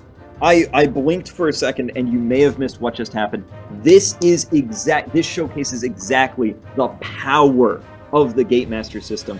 So you may have noticed, we've mentioned this before, that Yes. Kenton's Gatemaster is Demon Realm Rancher Yes. Valak. Most people are like, why would Valak ever be my master? Why would I ever choose this? He is discard fodder. Kenton looks at that card and says, no, you're wrong. This is a tech card because it can just siphon away energy. Alpha can no longer play the game. Right. Louise is done after she lost that 2 energy. What makes Valak such a good Gatemaster is that it gives it the option to either be discard fodder, or if you really don't want to, drop them down and let your opponent just not play the game. Exactly. It's so huge. And with every Gatemaster being slightly different, you can have the exact same list, choose a different master, and your deck And it plays plays completely completely differently. It's my favorite thing about System Gate, without a doubt. It is the thing that I'm the most proud of. That was something I didn't enjoy about Buddy Fight as a player. Of course, I didn't play a whole lot of Buddy Fight. But the idea that, just make whatever you want to play the most as your buddy. I want to make a card my Gatemaster because I like its effect. Exactly. Which, as we mentioned to Vaughn earlier, runs King in almost every single Gatemaster you can because of that 6 damage. Which is huge. It's massive. And like the thing you can say about Buddy Fight's buddy system is that because it didn't matter what you picked, you could always just pick your favorite card. But System Gate still has that, but now your favorite card feels special because your entire deck revolves around that, which is just so cool. But enough nerding out about my own game. Back to the match. I mean, it's basically over. What else more do we have to say? Enough talking about your game. Let's talk about your game. Well, enough talking about the game. Let's talk about the game. We can all see that this is pretty much just done because... And here comes Balam. Yep. There's no way. nothing. Like, once that 2 energy was gone, there was genuinely nothing Louise could draw that would save her. It's 8 damage, 10 damage with gun. I think Kenton's going to drop his life to 1 and hit her with that Sunset Riders. Yeah, I think this match is over. There it is. That is, without a doubt, over. Overkill, if nothing else. And with that, the final boss of System Gate is finally defeated. She finally goes down and actually has a challenge in her life. And after this event, I knew that she said that she is going to come back meaner, leaner. She's going to take that crown back. I completely believe it. But she'll put up a good fight for it. At the very least. But here we have Kenton, the current System Gate champion. Well fought tournament, well done from everyone who participated, and I absolutely love to see what these players do with this game, because getting to see what I created pushed to its absolute limit is just thrilling. It's incredible to see. And as we've seen, as we talked about earlier, we're actually reining that limit down a little bit. Yep. With some erratas, which you can check out on SpeedroboGames.com right now. Don't forget to stay tuned to both SpeedroboGames.com and this YouTube channel for more information on System Gate.